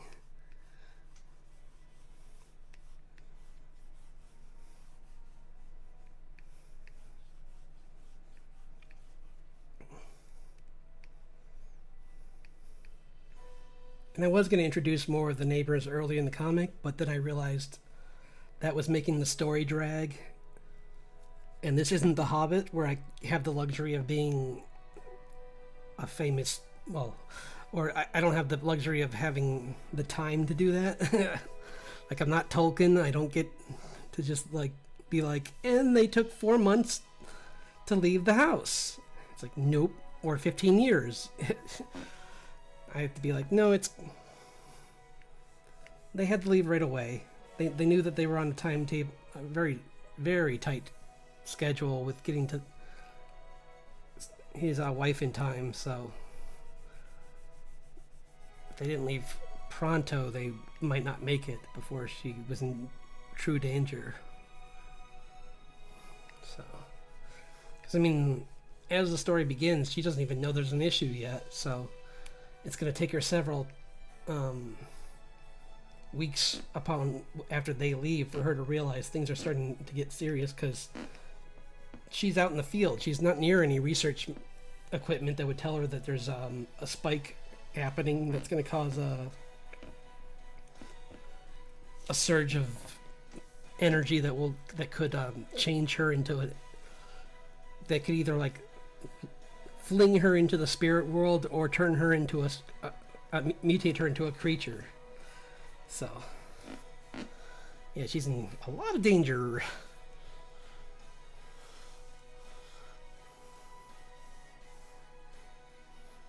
And I wanted to make it something like that where it's just like, it's not physical.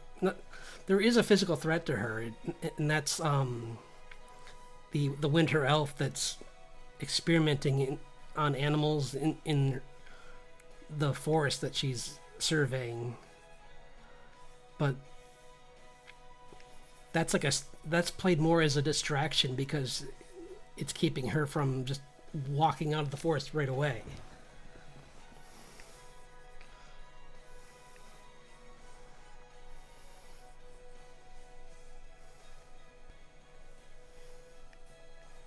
Because there's no way she would just abandon a bunch of defenseless animals that are being turned into monsters. So it's like it's more like she's being coaxed into staying, and distracted from finding out that she's in danger even.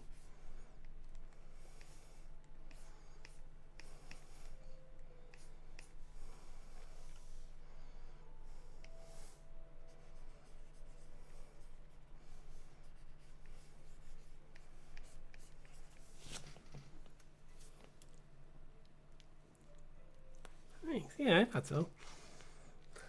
Well, I wanted her to seem smart. I mean, she's a researcher. She shouldn't be like... It shouldn't just be like she just was too distracted. I want to make it... I mean, in general. I mean, because like with her work, I wanted to make it so it felt like something that where she felt like it was a risk that she was willing to take, even though she's well aware that in that area there can be spikes that cause the environment to become more dangerous. This is unlike anything they've seen before. Like this is a major one, and maybe the villain's kind of contributing to it, but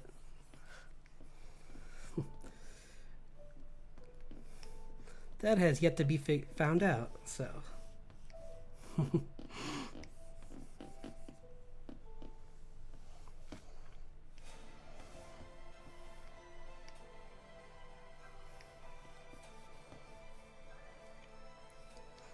Because he's from this, on top of being an elf from the Unseelie court, which are the most nefarious for like kidnapping humans and turning them into creatures. He is also kind of just already, even among his people, very crazy, like very dangerous kind of character. Like he was already like exiled from his own people, and then something major happened that separated him even further from them.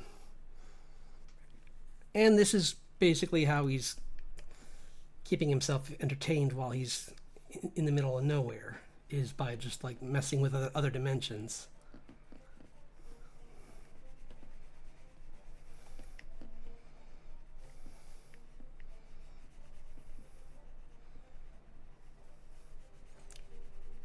So kind of like that one guy from X-Men, Mojo, or yeah, I think that was what his name was, wasn't it? Yeah, where he just sees it, but instead of a TV producer, he's a scientist, or who treats people like Sims.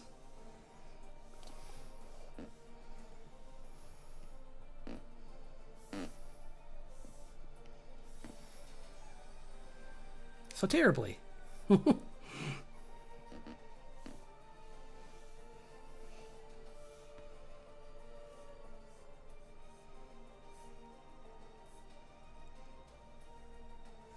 Whoops, I forgot I was making that a full, like, geez.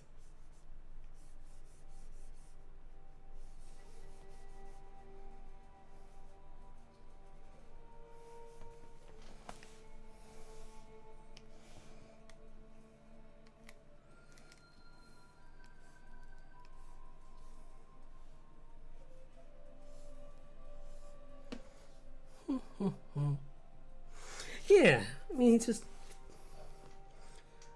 Well, I figured that would be the most fun kind of villain to make for, where he's not necessarily the main issue, because obviously, like, the dimensional shift that's about to happen is the main villain. So he's kind of just, like, there for... He's just like a side issue that's making things worse.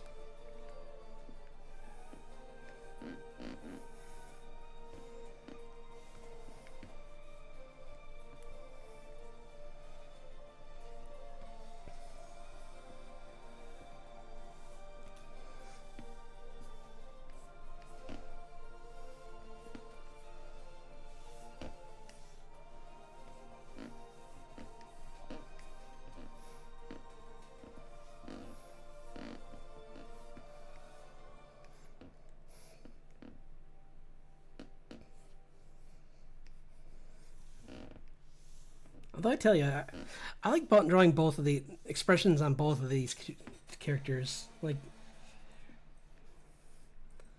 I get to be I think what I like about June is I get to be a little more expressive because she doesn't have a mustache, so so nothing's in the way.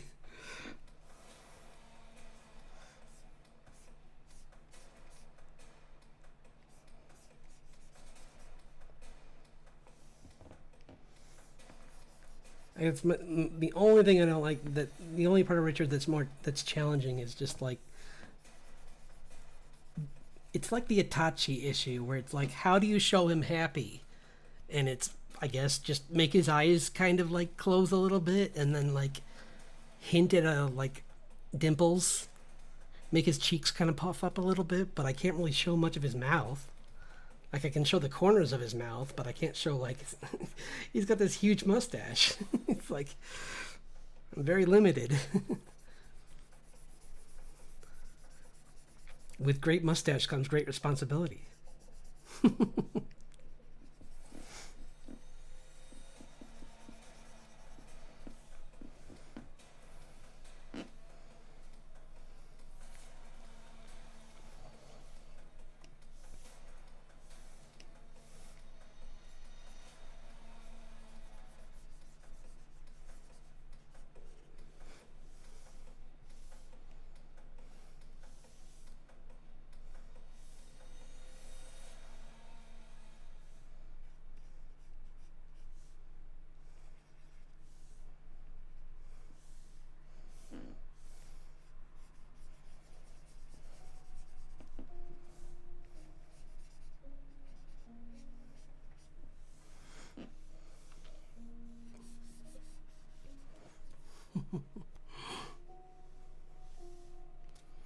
I figure I can get most of the flats down tonight. That would be a good, at least for this session, that would be good. Like I'm gonna just do this page, get some of the flats done for this page, and then move on to the next one, and so you get to see a couple of pages tonight. So I want to get. There's plenty of like small things I need to fix, but I figure I can do that stuff later.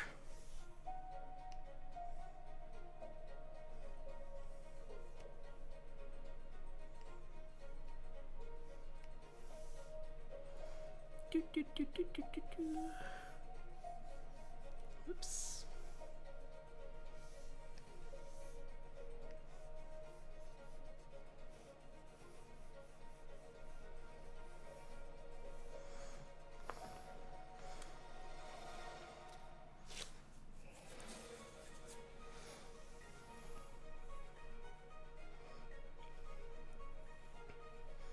Like I know with this page there's some anatomy issues, but I'll fix those later. It's nothing I can't fix pretty easily.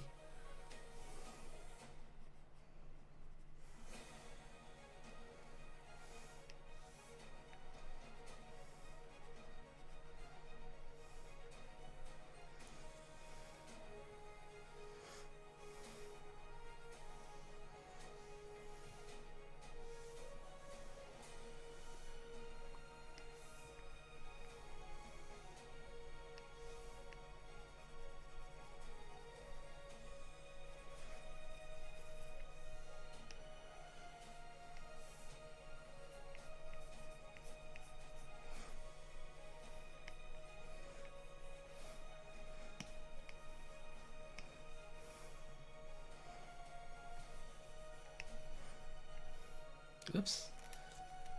I don't like his eyes being dark. Oh well, I can fix that afterwards. Fix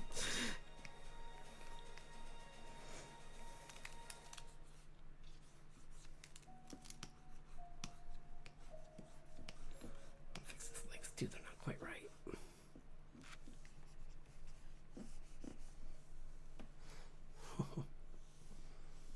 Zoom in.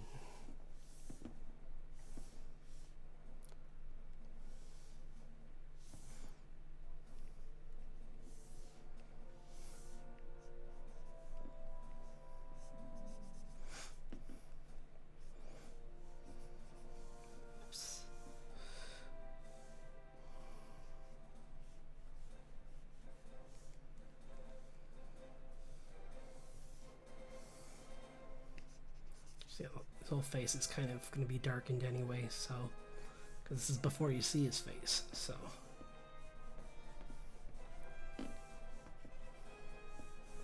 it's just going to have some dark shadows and maybe darken his mustache too a little bit.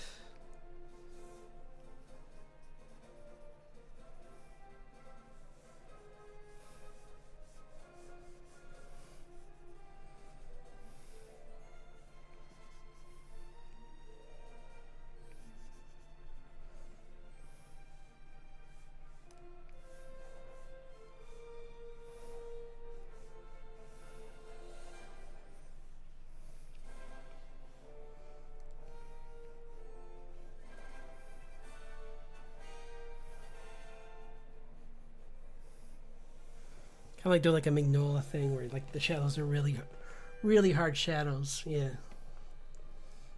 I like to do that sometimes.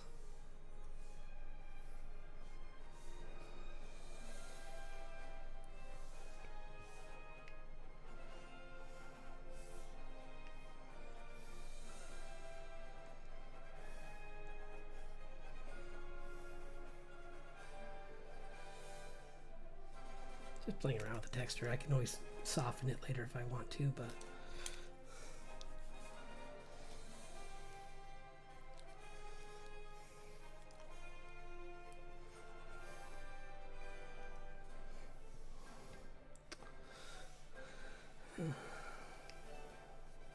whoops.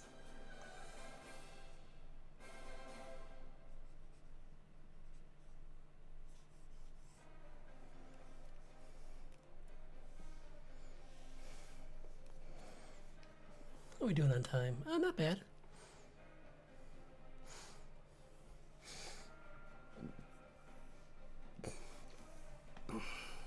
Excuse me.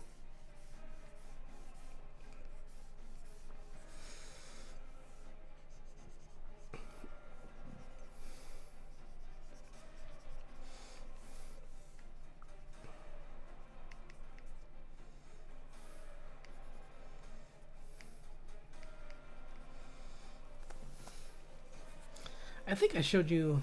Did I? Well, I'll check in a second. I had a page I was working on a little while ago, but I think you were here for that one, Evie. But it was the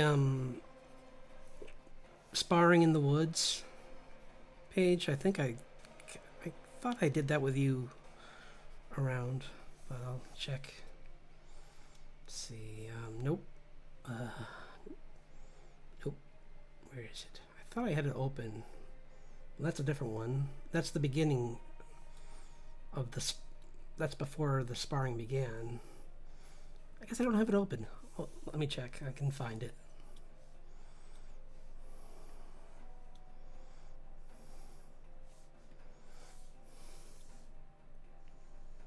I thought I had it. Not there.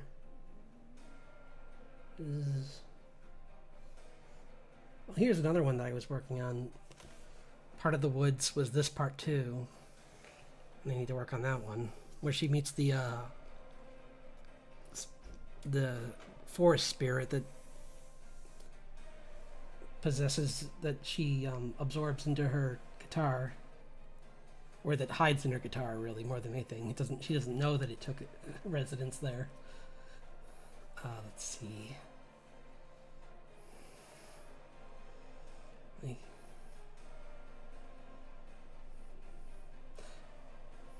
There's a couple pages actually I need to work on.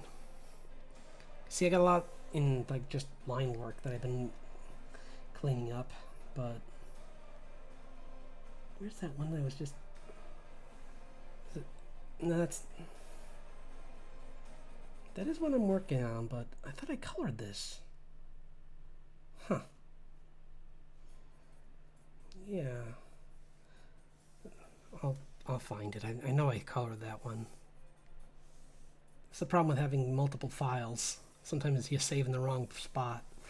I just gotta find them all. That's what I'll do tomorrow. I'll get these all in one location. So I stopped saving them and then doing them again and then saving them.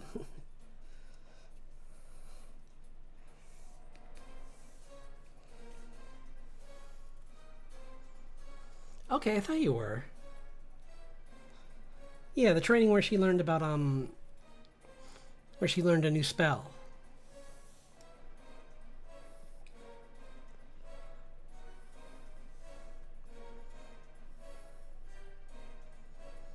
But I can't find it right now. Because I think I know where...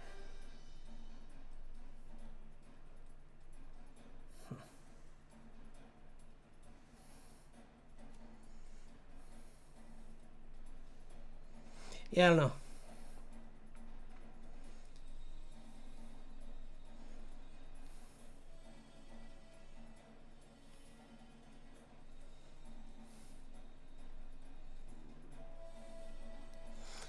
I'll be back in a second. Where's my weight screen again? There we go. I'll be back. Feel free to get a glass of water or whatever, because that's what... Be back in here.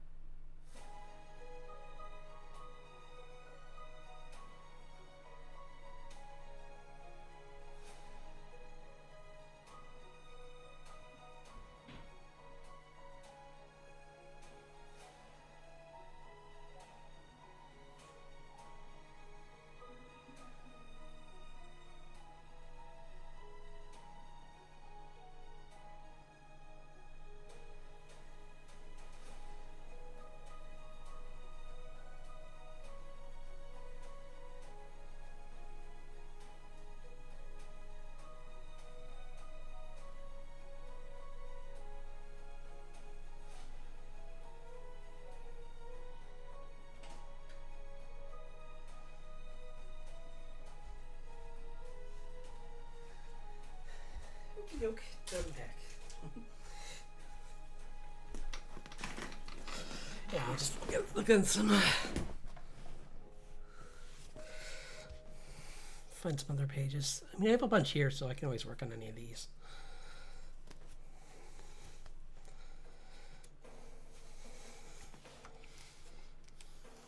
Let's see.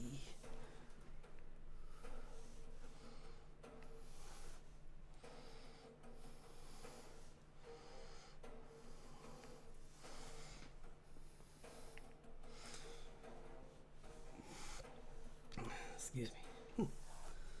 What you doing? Why you do? Oh, because it's what?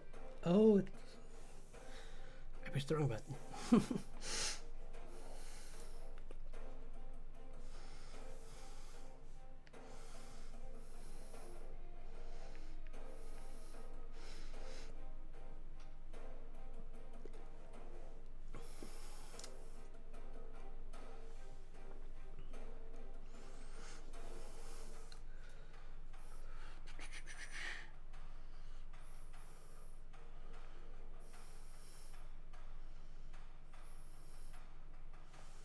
What's this one? Okay. Some more of the dialogue between her and the ferret and the forest spirit. Thank you. Me. Boop, boop, boop, boop. Her lost in the woods.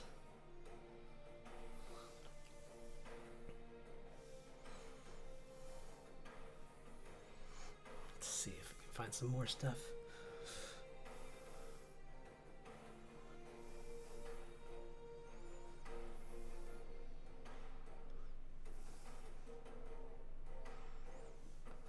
First half of their conversation where he's training her.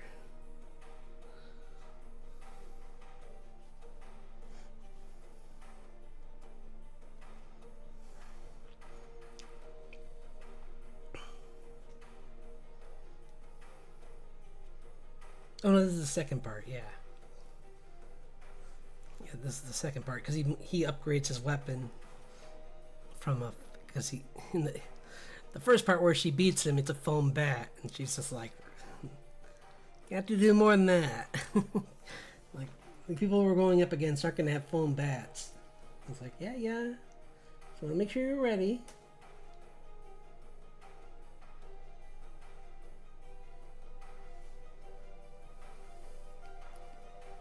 What's this one? Oh, maybe I'll color this one in. That'd be fun. Yeah, let's color this one in. This is the first appearance of Grace. So.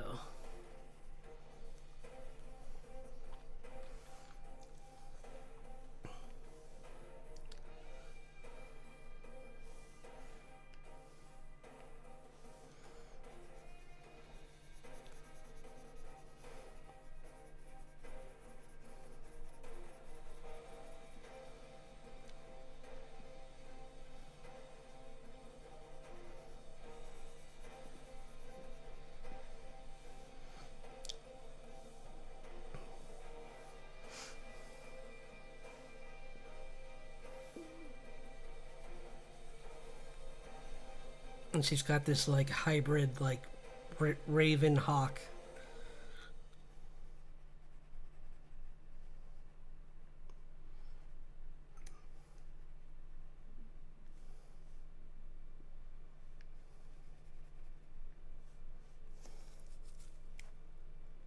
Oops. Oh no.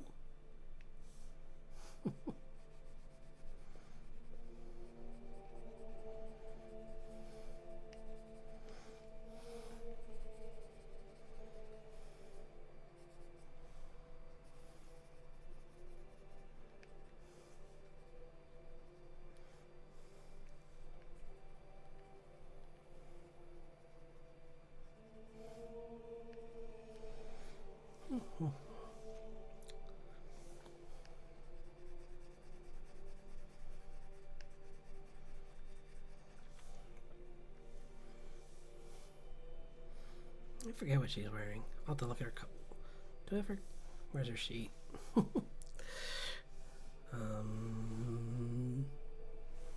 Character art. Where's my character art?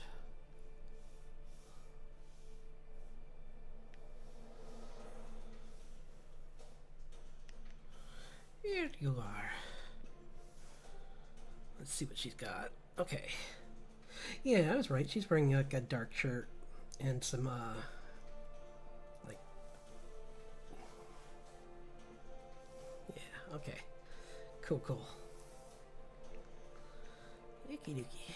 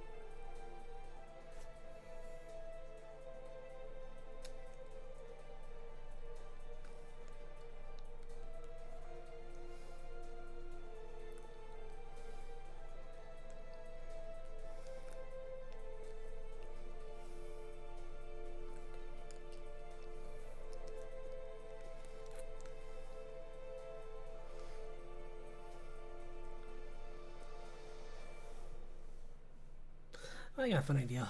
Instead of her hair, actually, I'm going to do something different. Because I forgot to draw something. Her glasses. So, I'm going to have her pet stealing her glasses. Because why not? Because if I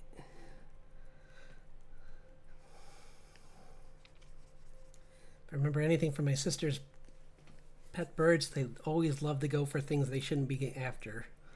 Like earrings or glasses or...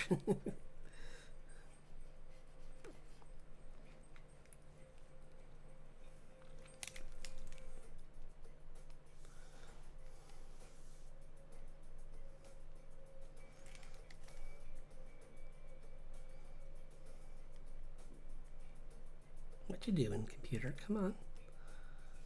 I know there's a lot of windows open, but don't be a butt.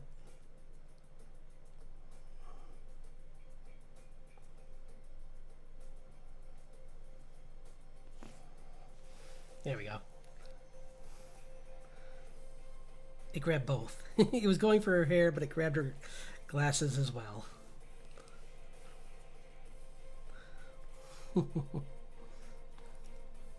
Little stinker. We'll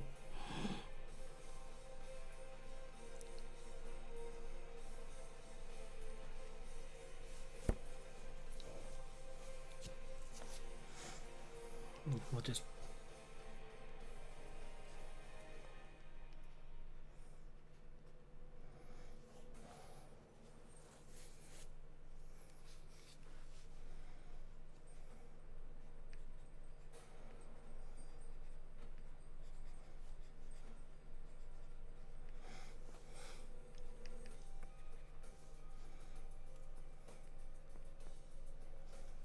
There you go. Like, hand them over. No, they're mine now. My toy.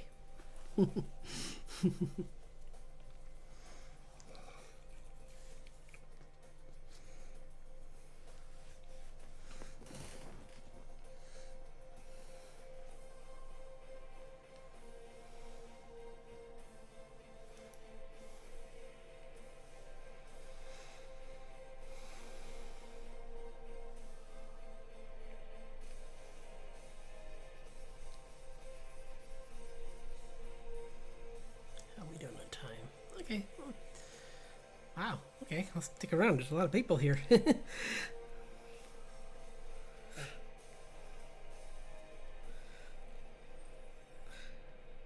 Thought I'd look up and it would just be a couple, but there's a decent amount I can do right now, so I'll keep drawing this. This is fun for me anyway, so I'll keep at it.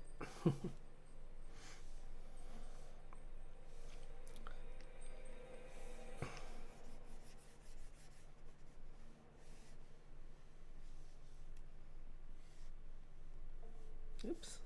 Darn it.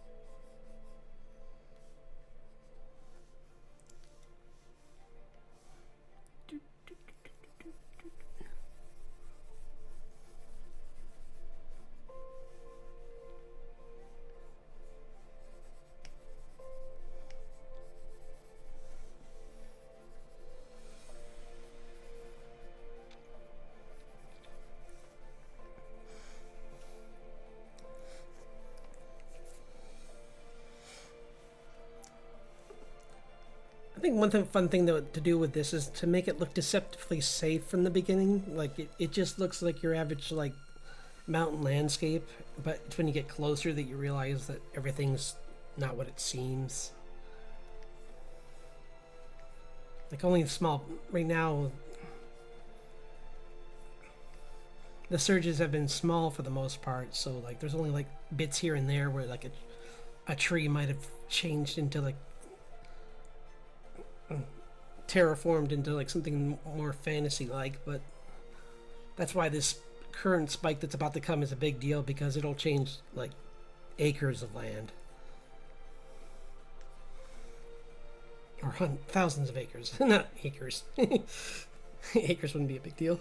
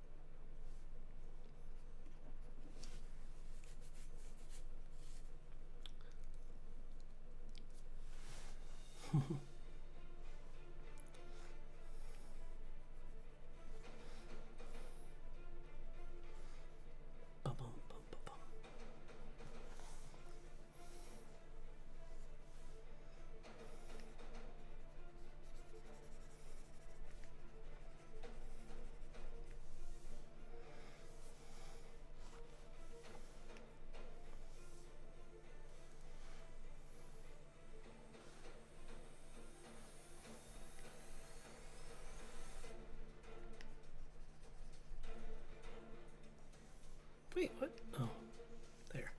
I was like, wait, why is the...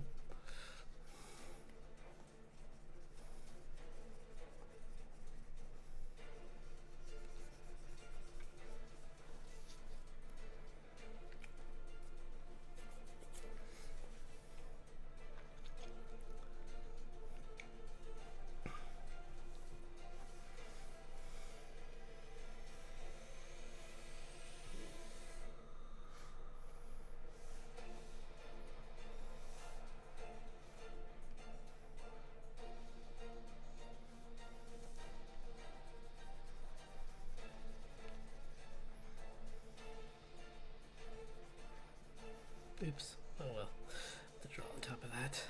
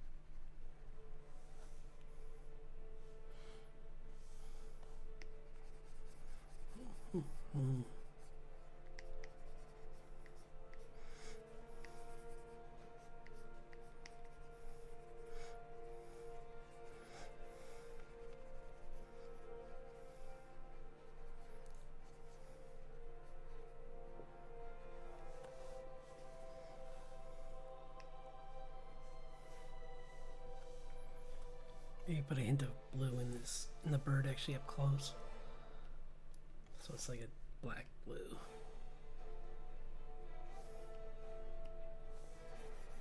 Like that, yeah.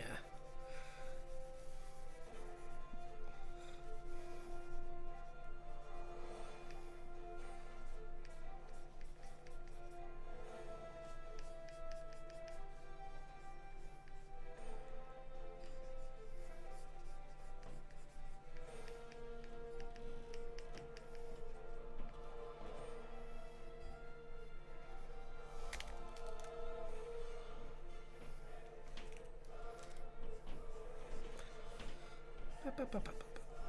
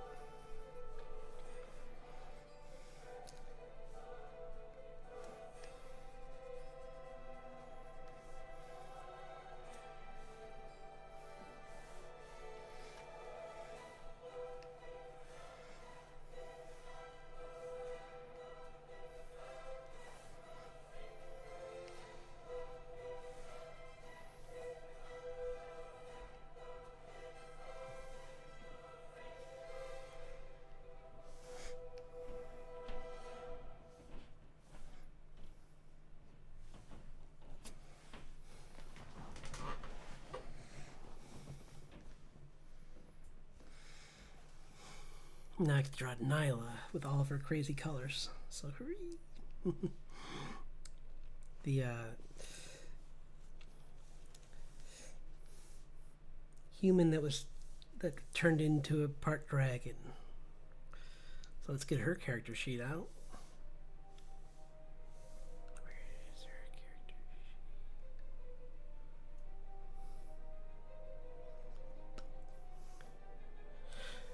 sheet? Well, I forgot I messed around with her character sheet. It's okay.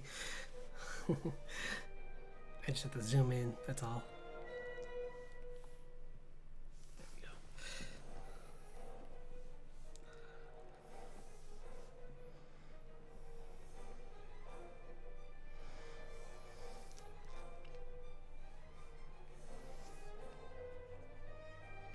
Oops.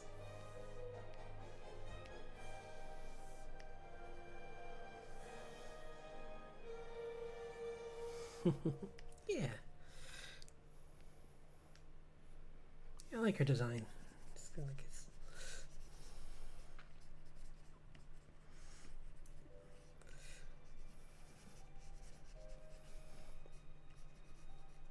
The water-bending dragon.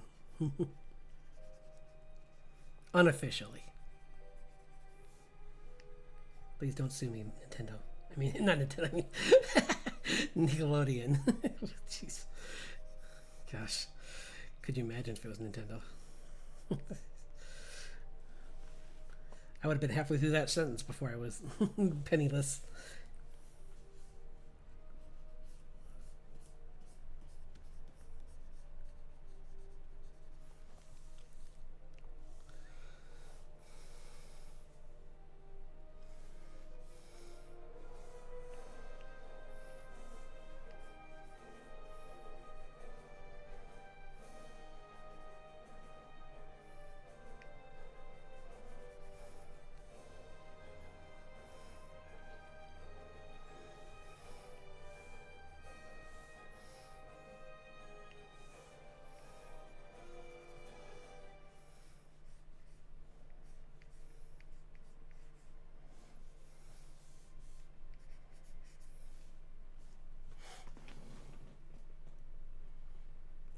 Oh, you're good. No worries. I figured you were still around because the numbers are still pretty high on viewers. So I'm like, they must still be here somewhere.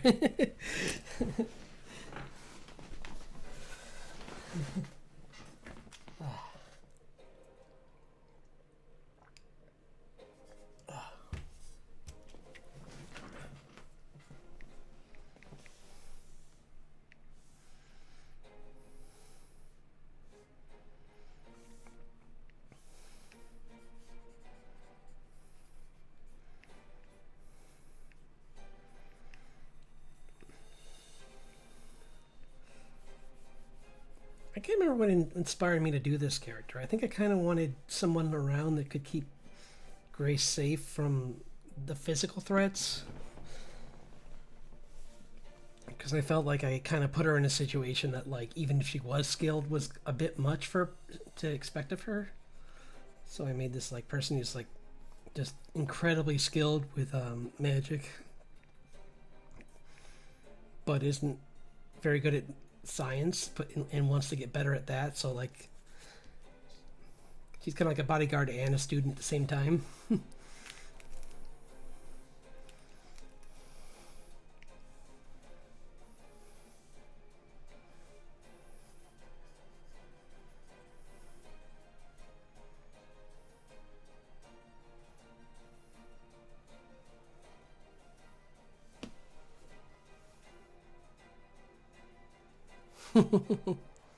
Yep. Nice.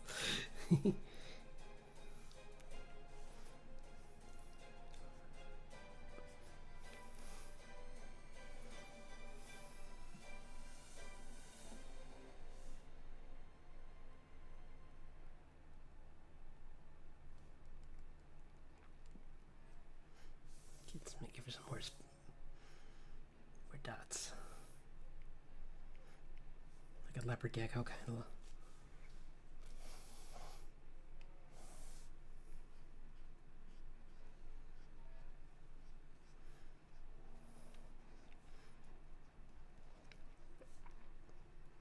And her dress was kind of inspired by like a blue ring octopus.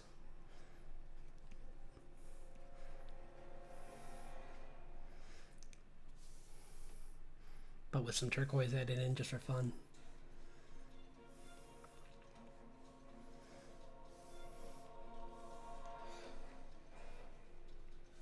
And she's got a bunch of different dresses, so I can do whatever I want, any combination I really want with her. That's the best part. Like there's no...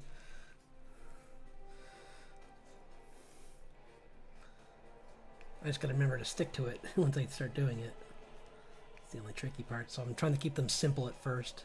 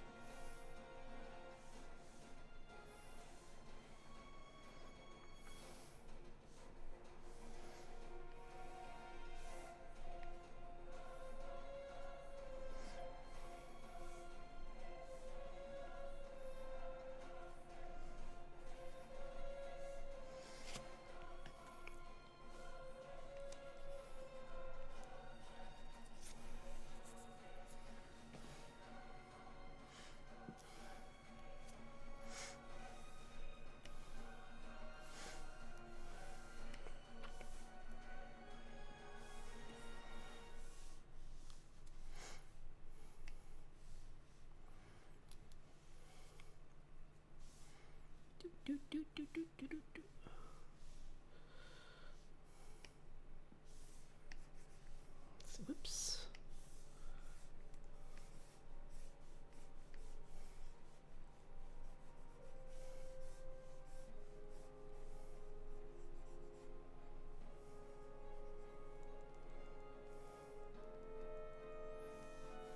Oops, that's why it looks weird. Wrong way here, Sean. Gee whiz. There, okay.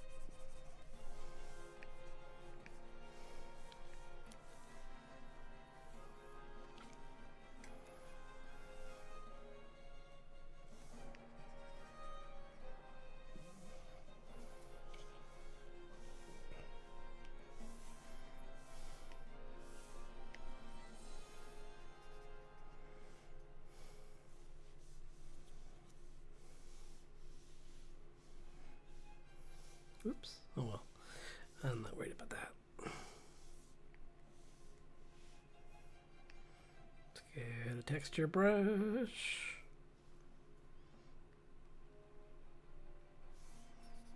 Nope.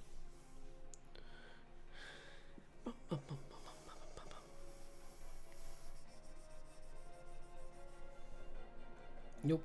That's too specky. It's too speckly. This is better. Maybe. Nope. I do have a brush just for... I guess this could work. Nah. I do have a brush somewhere in here that's just good for...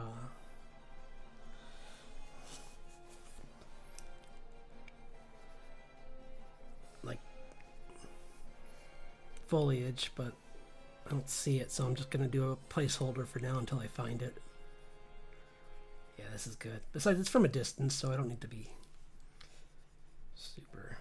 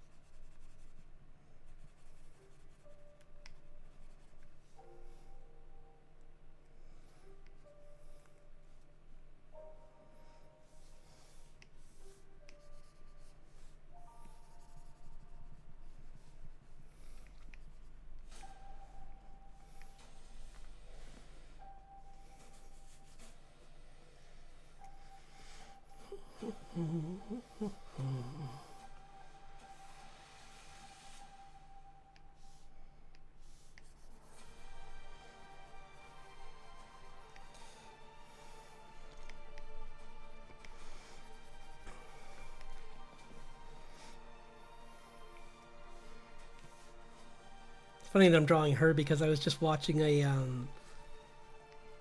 someone's first time watching Jurassic Park, and I got to the part where Ellie checks out, tries to heal the Triceratops at the beginning, and like I said, Grace is pretty much Ellie, like she's that kind of character where she's just like scientist, but she cares a lot for nature and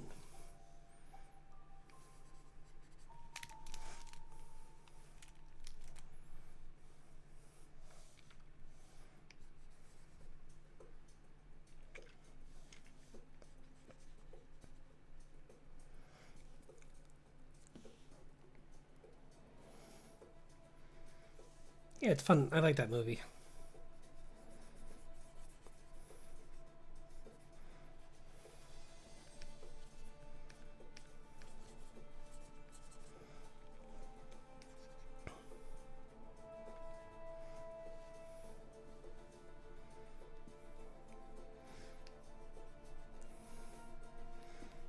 I mean, like I said, it's pretty rare nowadays for people to care as much about like accuracy as they did when they made that movie.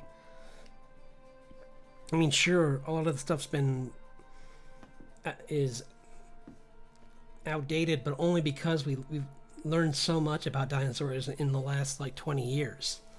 So can't fault them for that.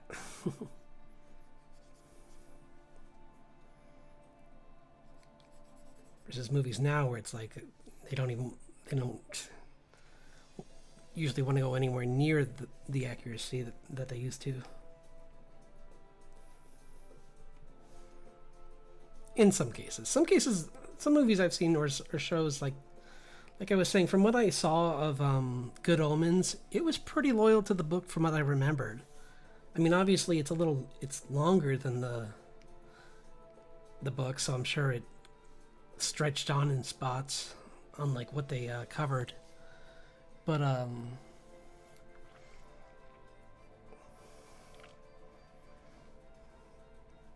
like Stardust, I mean, that's not even my favorite of Gaiman's books, but it was a little bit of a shame that they changed so much of it, but I wasn't too angry because I kind of understood why. It's the same thing with like me watching Critical Role now and seeing why they changed certain things in that in the animated show versus their campaign, and it's like it's because certain things read good as a book, or certain, in the case of Critical Role, certain things are cool because you're with the players watching them work through something and try and improvise a solution. But when you have the chance to write, as they did, they went back and said, no, let's do this differently. It's like, if we have a chance to sit down and work with these characters, we can come up with a cooler solution to this problem. So, and still come up with the same solution, but just on a different timetable. Because so much of D&D is like, oh, this party member fell, oh, let's go revive them. Oh, this party member fell, oh, let's go revive them. And it's like, stuff like that does not make for the best, like, TV show.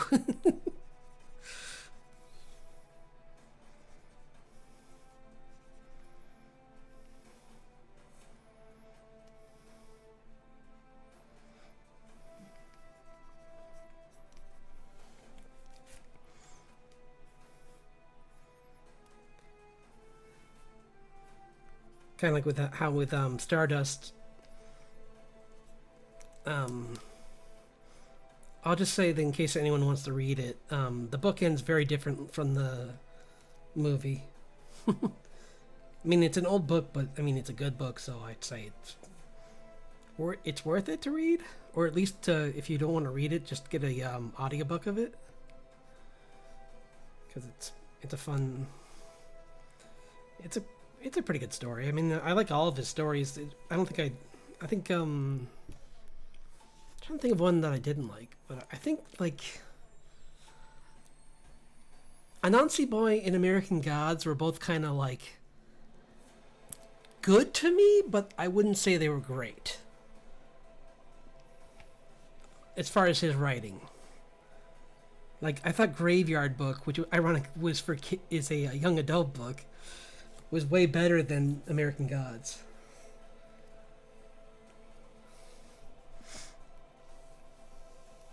But that's not me saying American Gods is bad.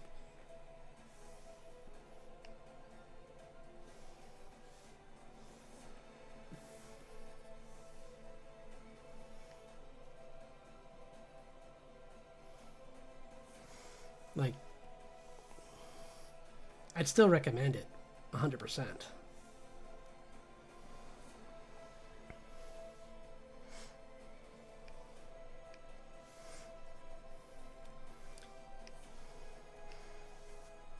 Like, there's, what was it, American Gods? It's really good. I am curious to I still haven't seen the, maybe this winter I'll, because I don't have any free time this week to do it, because I want to get this comic colored, but like maybe the next day off I take, or heck, maybe later this week, maybe Friday I'll find some time and I can work on I can watch the what is that called, the my brain forgot, Dream, oh no, my brain forgot what it's called. The series that were Sandman. I'm like, what's that show with the guy who controls people's dreams almost like he's a Sandman? Oh right, Sandman.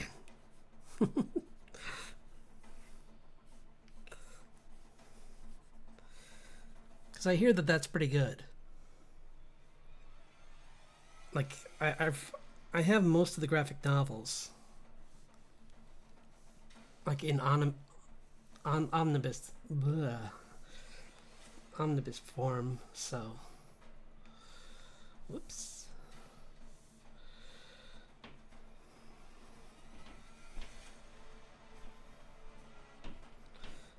So it would be fun to see like how accurate it is. I saw some of it, and like the actor that got to play him looks really good.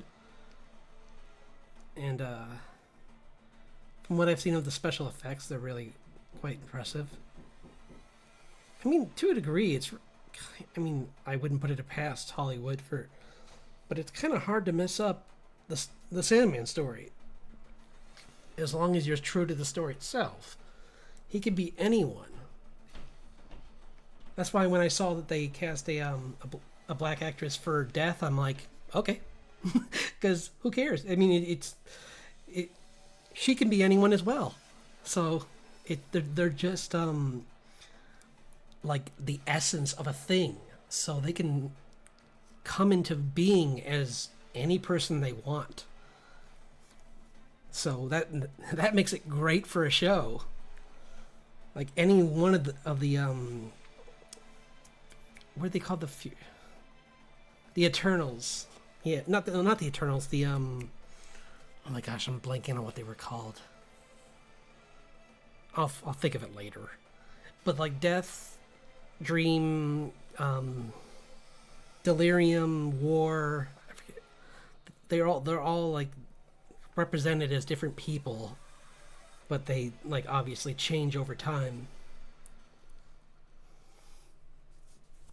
Like War looks like one of the more old timesy of them because he's like looks like he's like still like a Viking or something. And he's this huge. He's also a huge redhead as well. Maybe he influenced Richard as well. Maybe.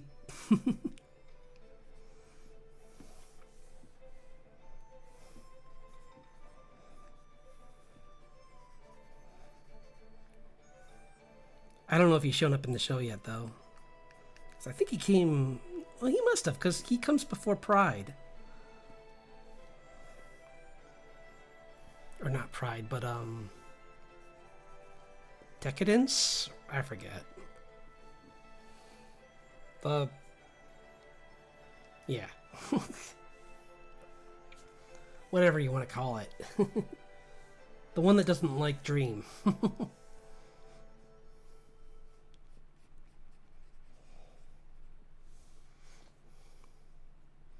Although to be fair, Morpheus is not a nice person in that storyline.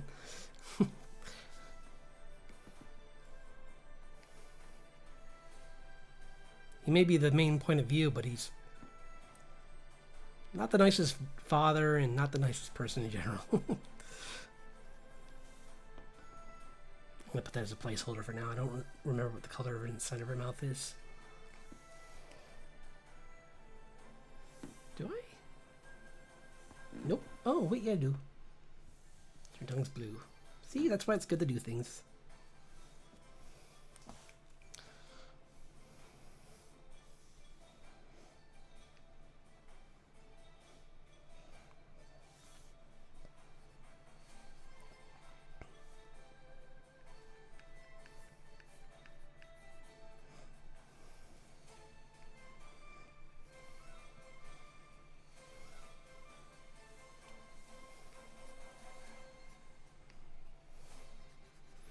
I do like these like sleeves that she has, where they, because they kind of like. I was thinking kind of like like kung fu movies when they have like those like the sleeves and like it adds to the movement of their kung fu. It looks really cool. So I thought since she's using like a Tai Chi kind of movement, it would look really good to have like loose fabric on her.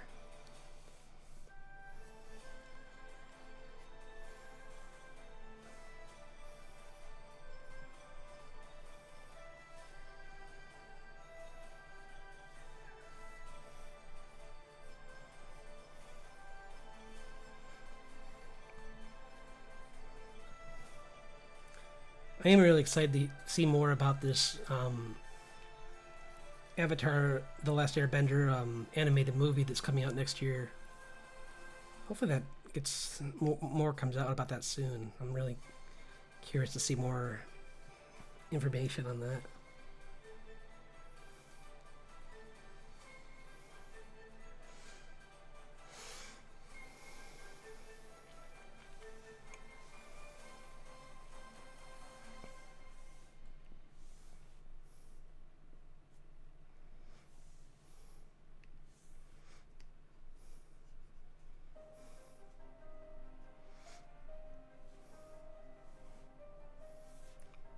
I'm not sure if there'll be more Azula. I mean, I'm always for it, but I think unless they include the storyline from the comics where she redeems herself, I don't know. Because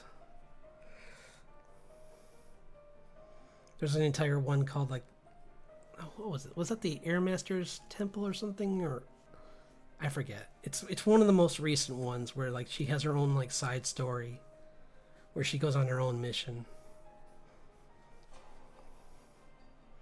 Because the last one I saw her, I read a little bit of the Search, which is a good story. It's about them trying to find Zuko's mom, and it's an interesting story. Definitely puts a lot of that whole situation from her point of view in an interesting light. Very much kind of just very interesting. Without too many spoilers, I'll just say kind of reminds me of that quote from what's her name from Game of Thrones, where she's just like, "Only love your children." that line rings very true in The Search. And I mean, is that a really big reveal that she didn't really love the Fire Lord? I mean, can anyone really love that guy? At most, he was probably like at times silently abusive instead of like vocally. I can't see a warlord like him being a nice guy ever. Someone who would just burn his son would probably not have a problem being cruel to his wife either. So, yeah. He gets to stew in prison now, though.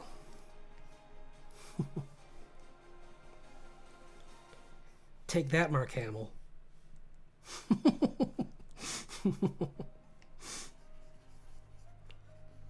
I love that Dante Bosco is just like, "Oh my gosh, Luke Skywalker is my father."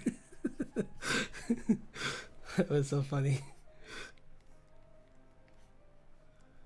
But you guys should definitely check out the there is a podcast for that covers all the Avatar episodes. It's really good.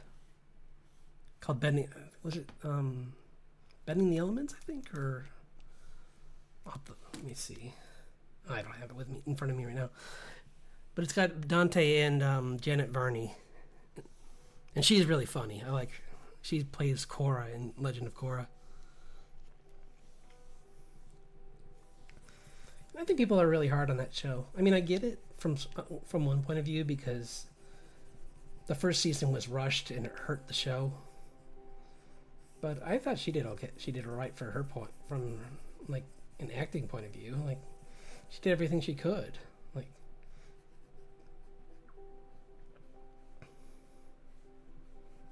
and there's so many fun characters in that show that you'd miss out on if you don't watch it, because it's like Varric. Oh my gosh, Varric is alone is worth watching that show. The fast talking salesman, like he's like the snake oil salesman character of the show, and he's so much fun. Judy, do the thing. You know, the thing.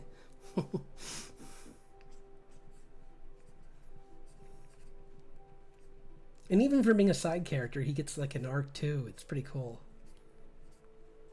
And I guess some people didn't like the and I get that this part too. They tried to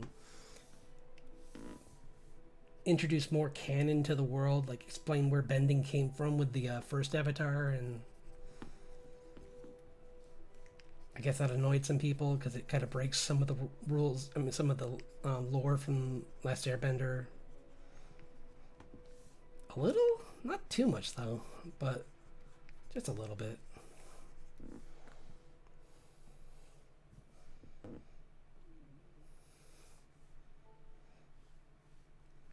Although that season had one of my least favorite villains. Unalaq is at first seems like he might be a cool villain, and then turns into a cartoon villain, and then you're just like, oh, never mind. Like every other villain, at least had like a point to them, but he doesn't. I mean, he does, but his point is kind of very bland. Like it could have been just something he said, and he could have still remained not a villain. So I was a bit disappointed with him. The Dark Avatar. Boo.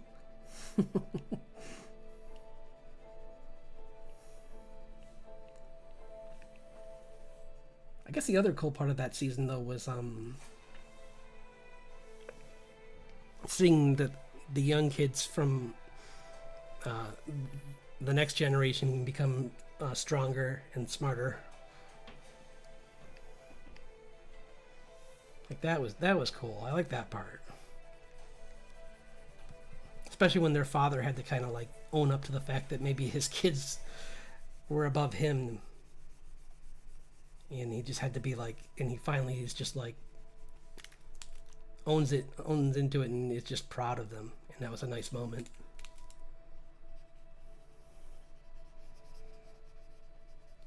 Because you got to see it from his point. I mean, you do got to sympathize with him. Like the poor guy was raised to be like the next airbender. Like a lot of pressure.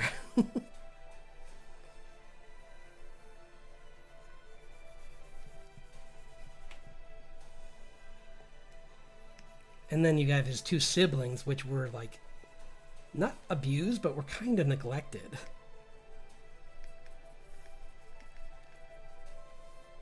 So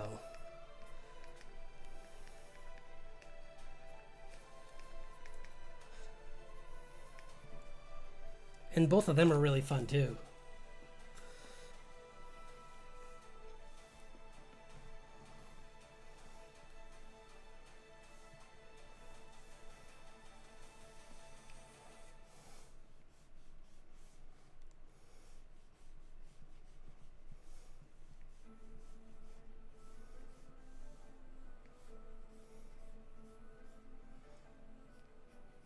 I mean, at least Katara got to name one of them after her mom. So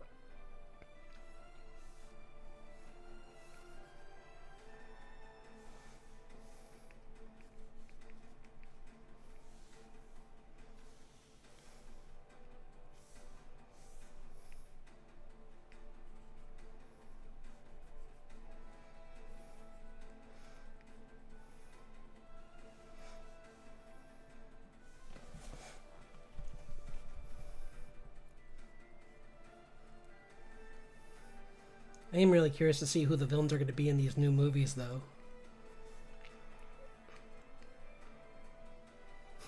Jet comes back one more time. We finally resolved that he didn't die.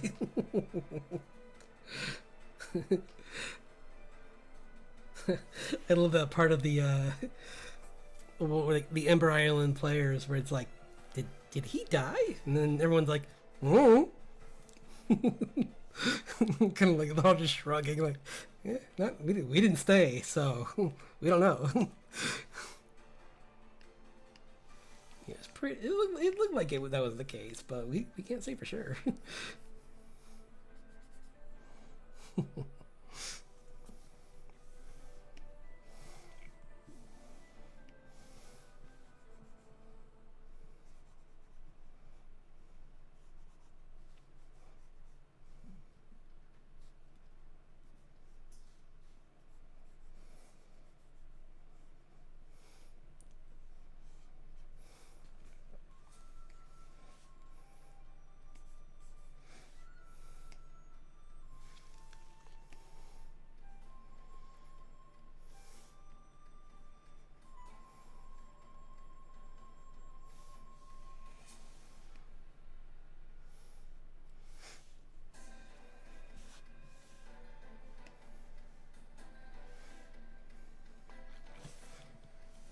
It would be cool to see an older Sokka, because by the time Korra starts up, he passed away. So it'd be fun seeing more of him.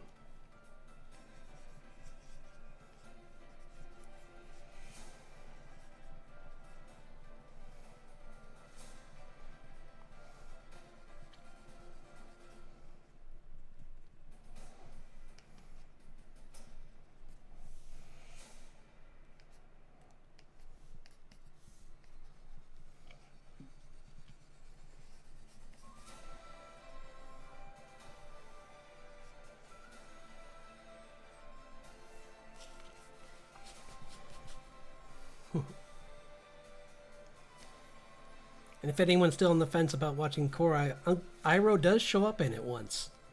So having Korra get to talk to him might be enough reason enough to check it out. Because Iroh is like the best.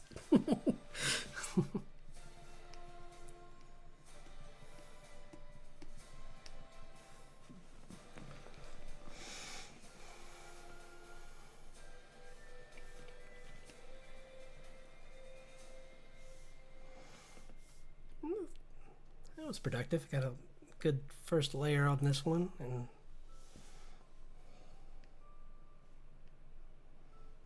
just got to clean it up a little bit more, but I like the colors. He does, yeah. Ironically, in the season I don't like. He shows up in the second season.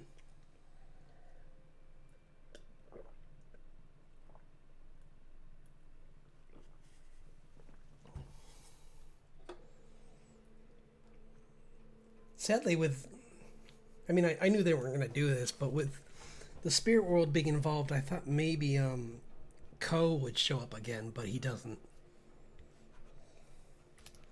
Because that was like an eldritch nightmare hidden in a Nickelodeon show. Well, it's just a giant centipede that takes people's faces. No big deal.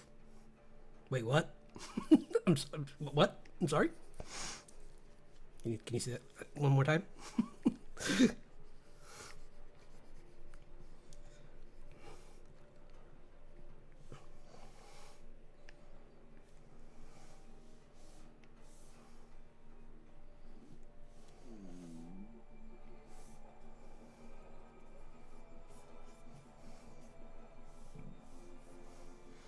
Part of me wonders if they put that in just because, like, that Avatar's life was so chill that they're like, we have to put in something really nasty to counteract all the...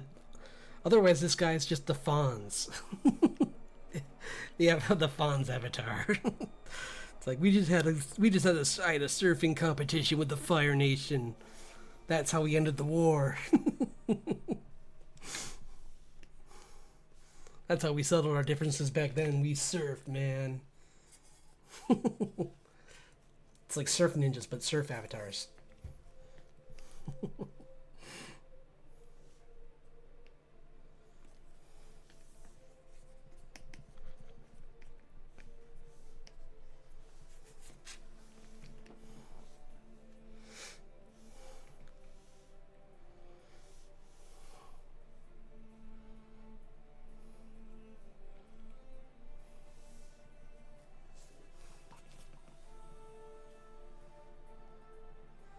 Nice.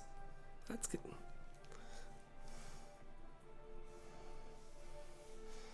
I'm just coloring some pages. Got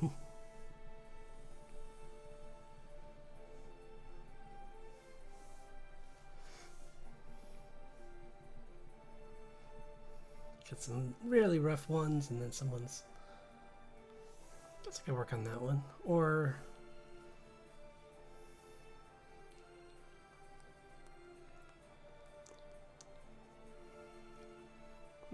I could tighten that one up a little bit. I'm gonna close these because I don't need them open anymore. Oh yeah, I was gonna do a little work on this one. I forgot. Well, it doesn't even have a... Oh wow, this one's got a lot of work. It's okay.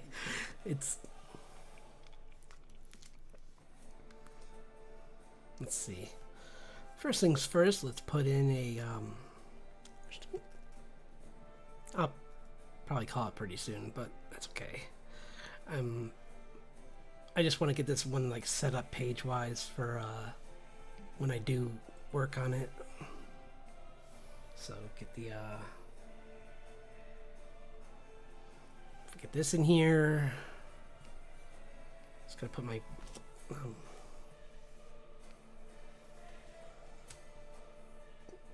I'm gonna give a little bit more room on the top. There we go. It gives me a little bit more space.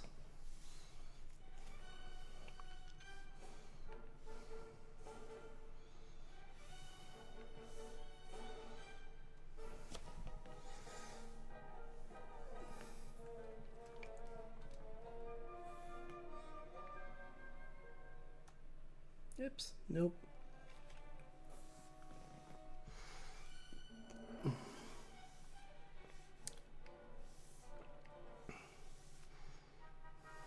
Okay.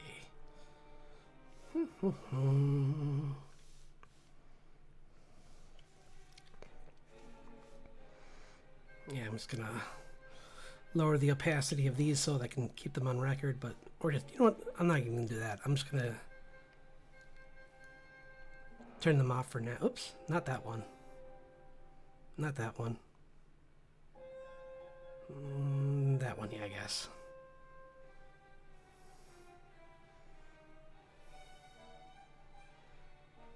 I'll keep that one.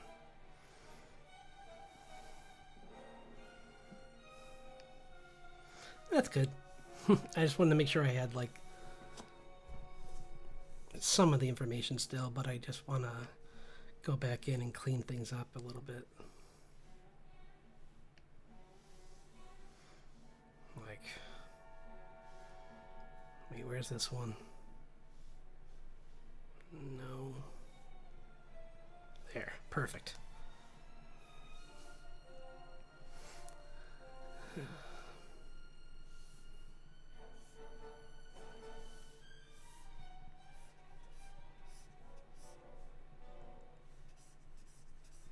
Drawing a car, my worst nightmare.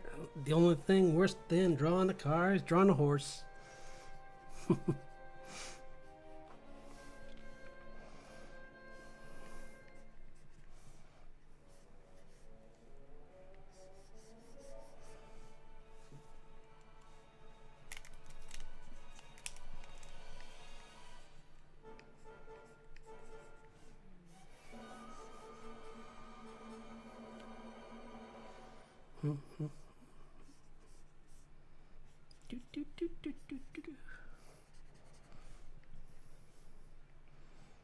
But yeah, Avatar was a huge influence along with Full Metal Alchemist. Like, both of them have, like, I feel really strong character arcs in them. So I kind of was just influenced by those two shows a lot.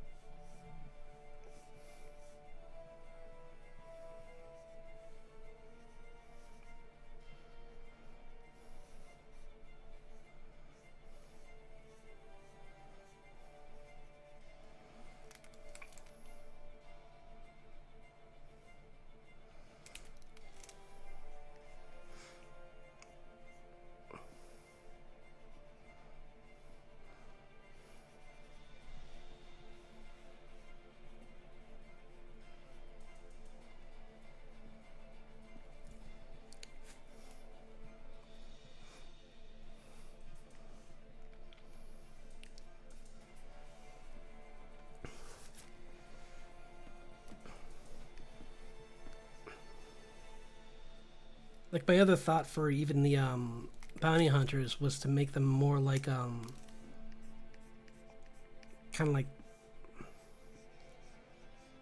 I don't know, like, make them characters that are not like, they're definitely antagonists, but they're not like dangerous to the main characters. They're just like causing several, they're just causing conflict a lot.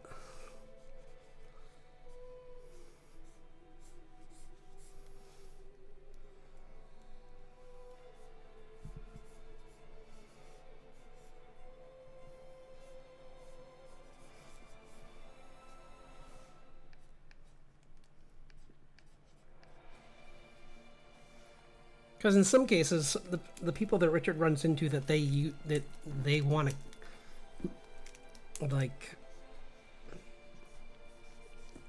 trick him. I mean, that they want to like hunt are not always bad people. They're just people that were like that went into hiding for different reasons, and in some of the cases, probably a good amount of them, like once Richard meets them, he's just kind of like gets help from them, and they go in their different directions, and he'd be perfectly happy with that.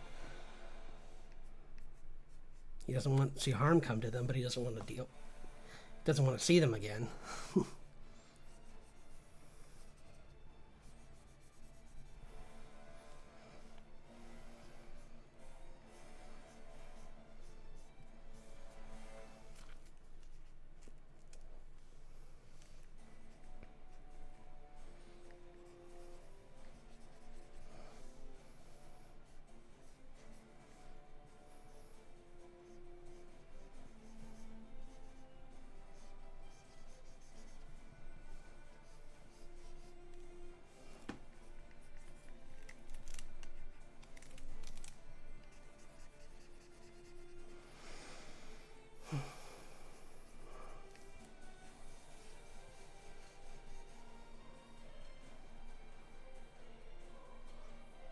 I'm so glad they lose this car so quick in the story.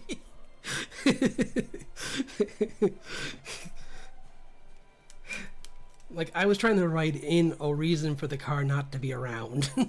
Because I was like, I only want to draw it for one scene of them leaving the village. And, like, after that, I don't want to ever draw it again. Maybe they'll get a Jeep for a part later on, but those aren't as hard to draw as...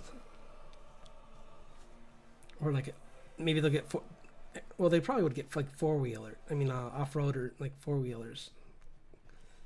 To like or dirt bikes maybe even. Something like that would be kind of cool. Anything that isn't a truck.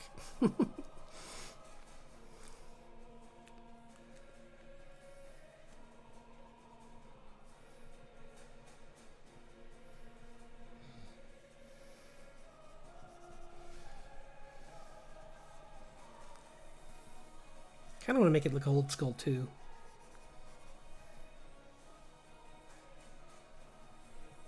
Like it's his great grandfather's or something like that.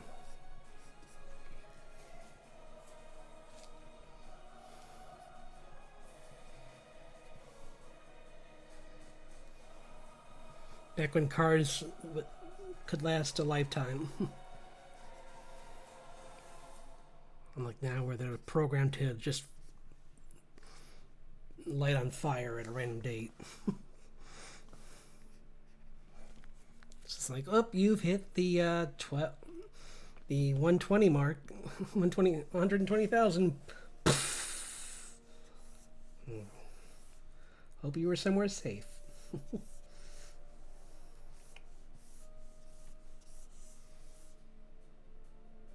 Wait, am I? Oh no, I am. Okay. I just forgot that I made this whole panel bigger.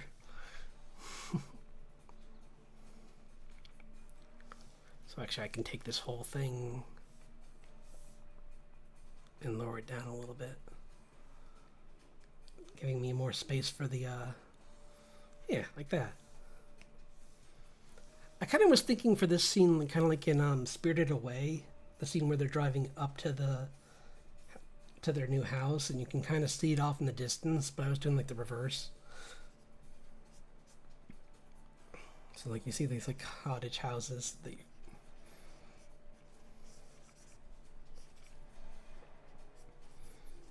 up on this hillside.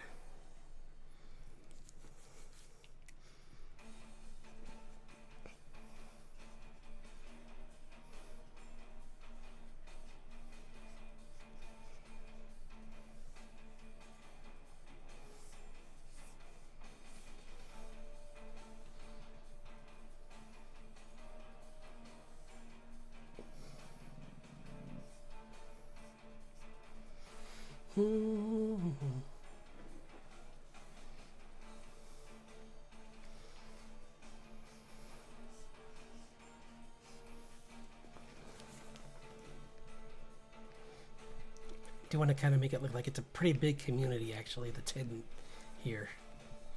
So it's not like it was just like it's,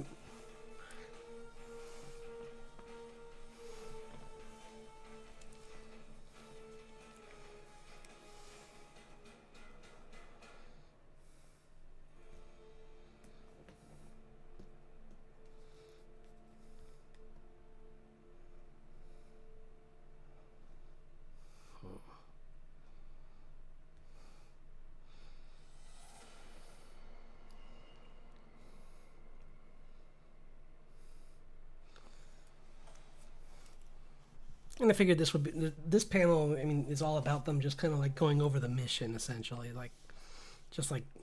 But I'm not even putting too much lore even here because I don't want to like overload people right at the beginning. Like she's just reading some of the information, and so she learns a little bit here, but not like everything.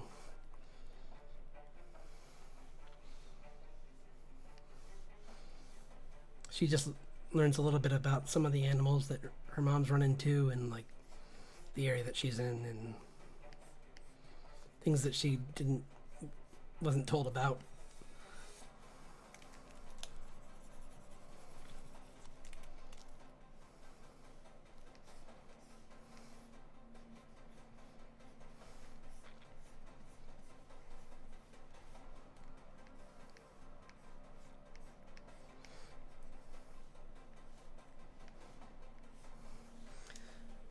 It's pretty good time to. Oh, hey. Thank you. Yeah, no, I was just saying this first panel up here with the houses in the distance kind of was inspired by Spirited Away with the when they were moving into their new house and you could see off into the distance like their neighborhood up on top of the hill when they were driving by it. So it's kind of, I thought that kind of perspective was pretty cool.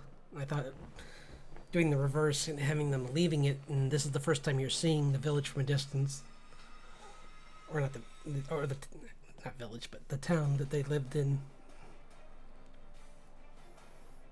and you realize it's decent sized, and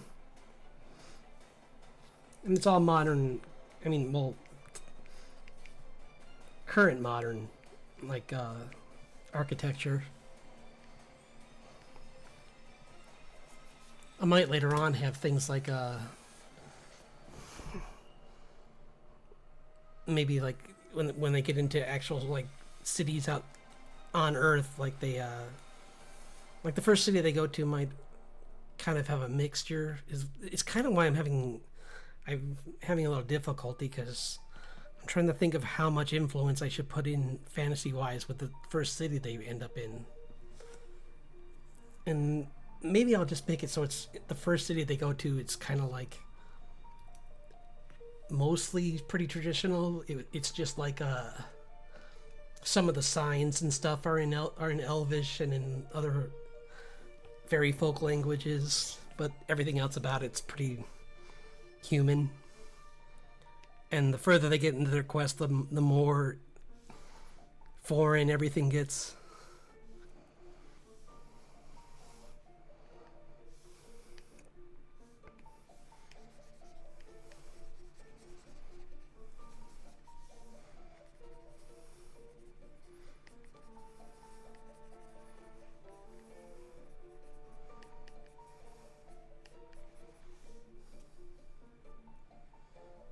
Thanks.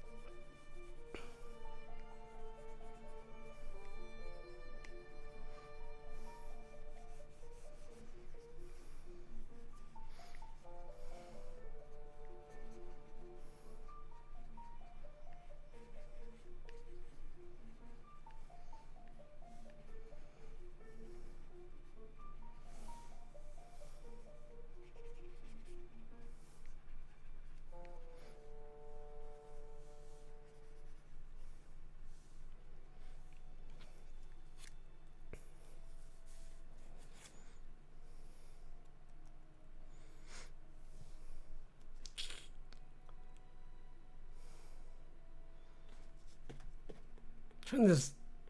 Yeah, I was gonna say maybe I'll put like I could do things like try and add into the lower like pillars on the sides of it so that to show like a barrier, but it wouldn't be that obvious. It's probably more like just like a bunch of spells written into the land that they set up when they first moved in there.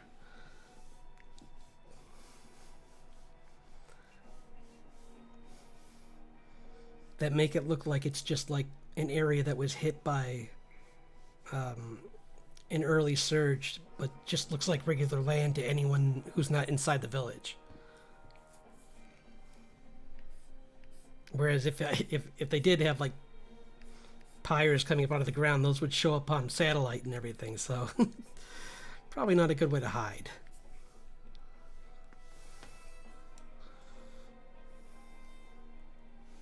Actually, I'm gonna make it navy. I kind of want a navy. His truck to be navy, not black. Yeah, that's better.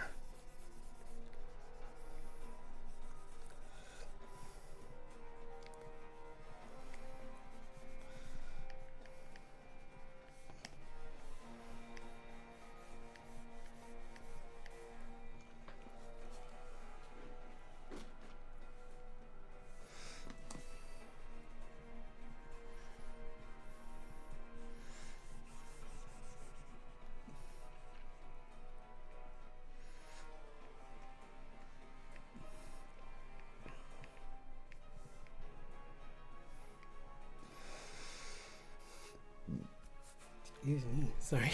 Pour water.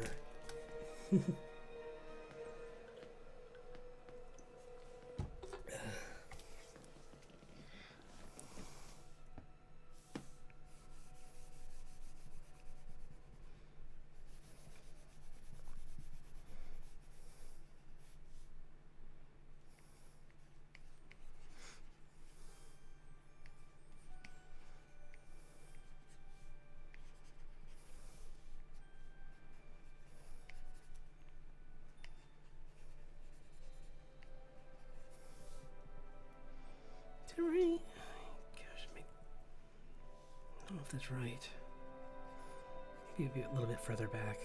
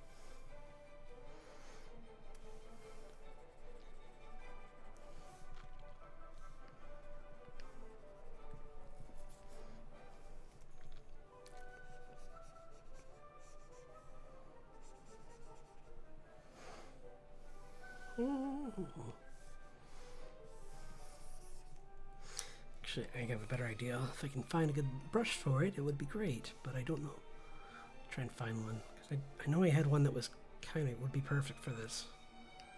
Well, like, yeah, this.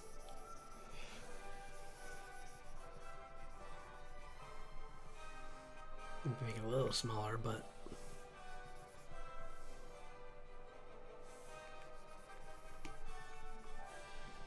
kind of give this like loose gravel kind of look to the road.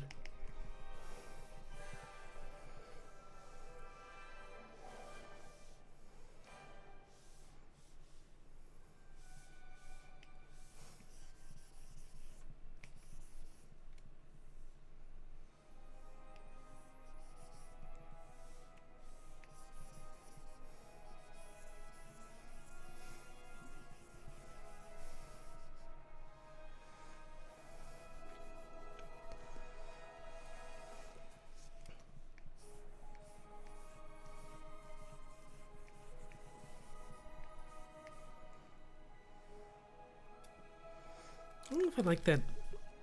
There wouldn't be a banister. There wouldn't be a wall guard or anything like that, so I think I'm going to get rid of that. Because it's just going to be...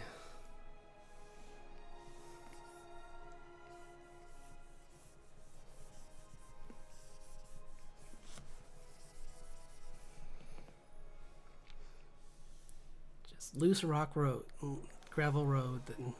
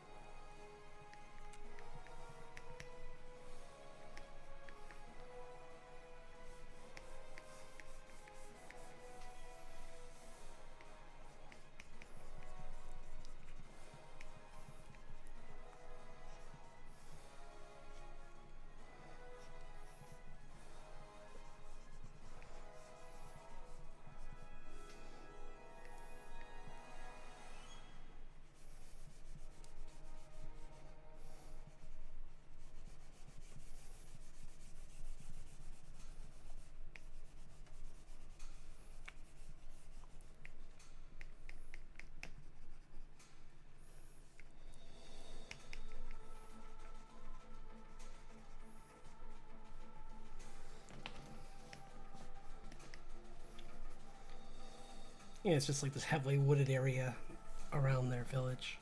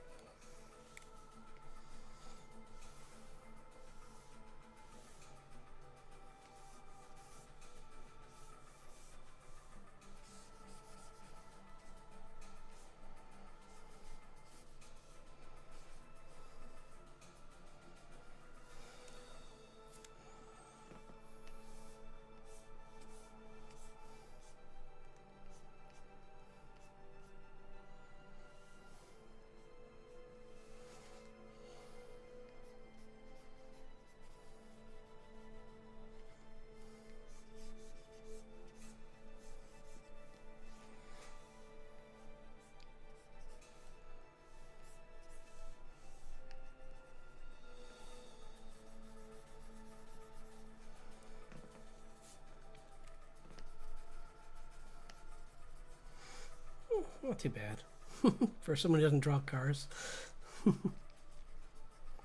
coming along pretty good. Let's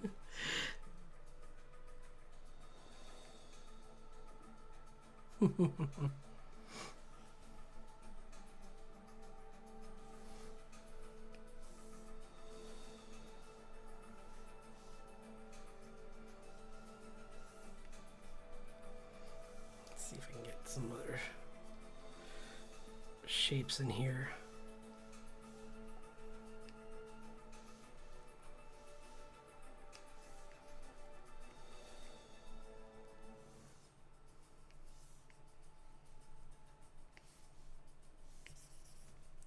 Actually, this would be perfect for the road, not for the... Yeah. Gives more texture to the road, actually. Perfect.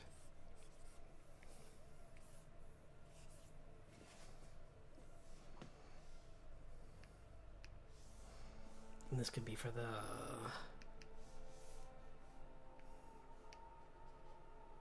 sky.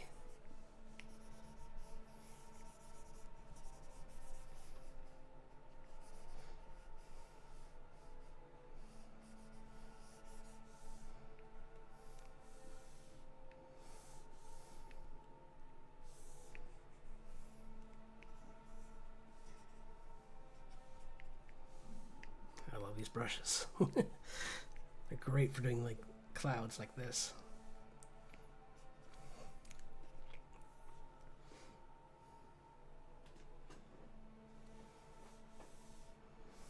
And then maybe just like make the houses I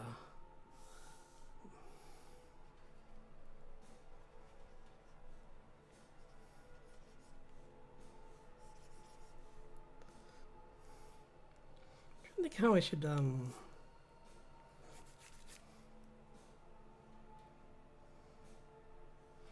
maybe since you're seeing it from there, I'll do it on another layer, and if I don't like it, I can always get rid of it. But there should be something.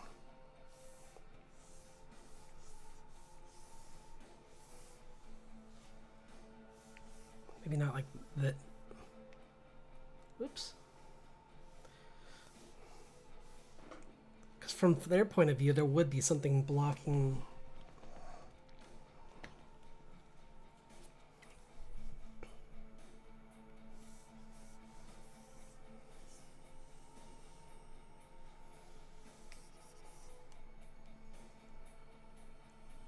Maybe lighter than that, actually. Whoops.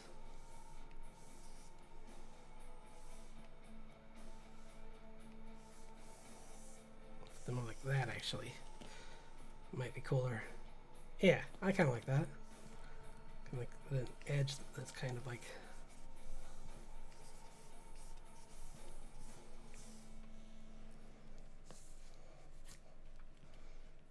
If I don't like it, I can. It's on its own layer, so I can get rid of it. But if I change my mind on it, but I just kind of want to make something so that like.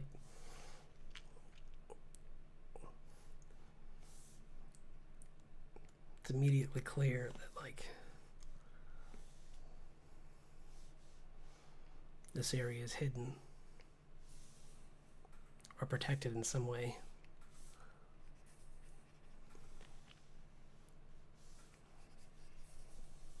Yeah, it's a blur brush.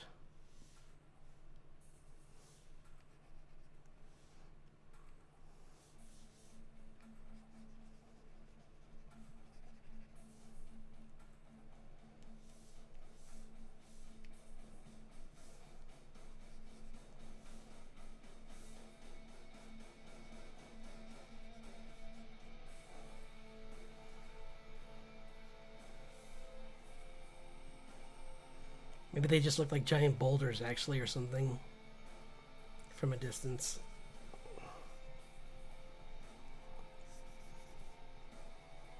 Because of the illusion that it cuts.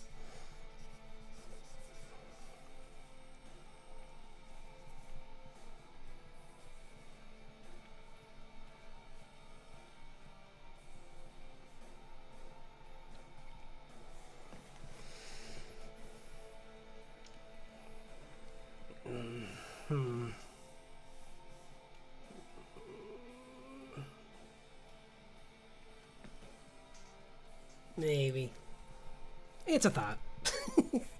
It doesn't have to stick. It's just something I'll think about for now and put it in here for the moment, and then I can always take it away again if I don't like it, but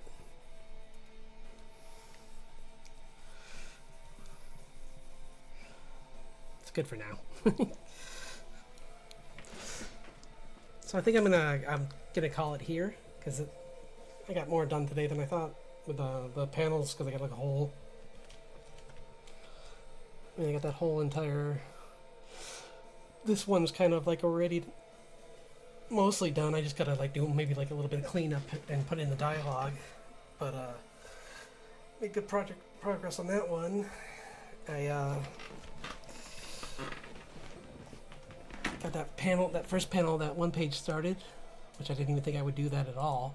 But I mean, obviously there's still a lot more to go, but it's only Wednesday, so and the night is young. I can get a little bit more done tonight too, but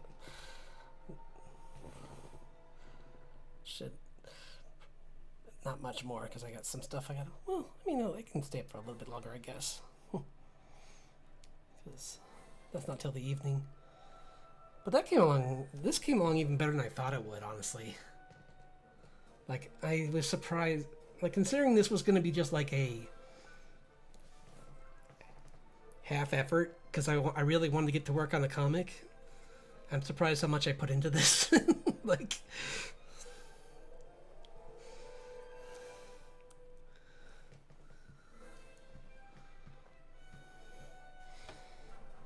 so I'll work on the next one, which I think is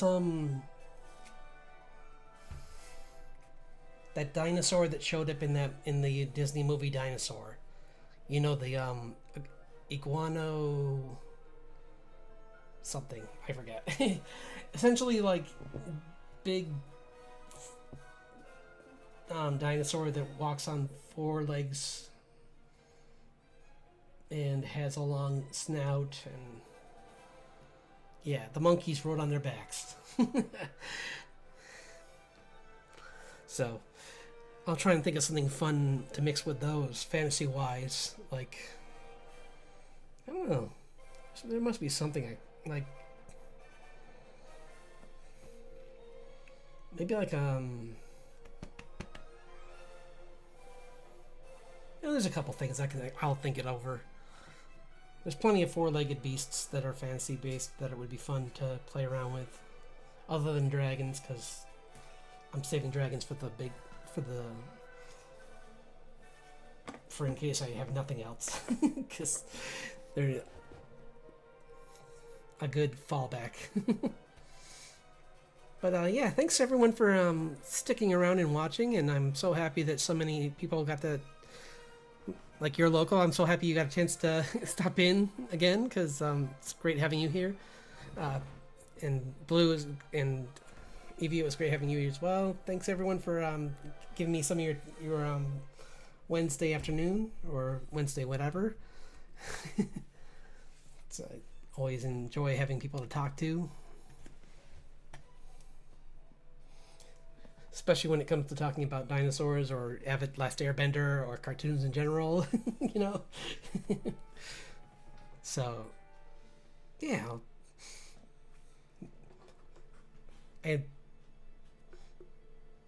maybe I'll try and do some more work on my model between here and Friday, but I guarantee you it will not be done. So I'll definitely make an announcement when that happens, but I'm not gonna pull my hair out to get it done by, like, yeah, it is. It's so much fun talking to you and everyone else here. So yeah, everyone have a great rest of your day, and I'll be back on Friday, and I'll be working more, probably the same format. This worked out great, and so many of you showed up and stayed. So clearly, it's more. This is a lot of people enjoy this, so I'll do it again, because if that's what you like, then I like it too. So I'll draw some dinosaurs again, and I'll draw some comic pages, because those are the two things I love to do. So yeah.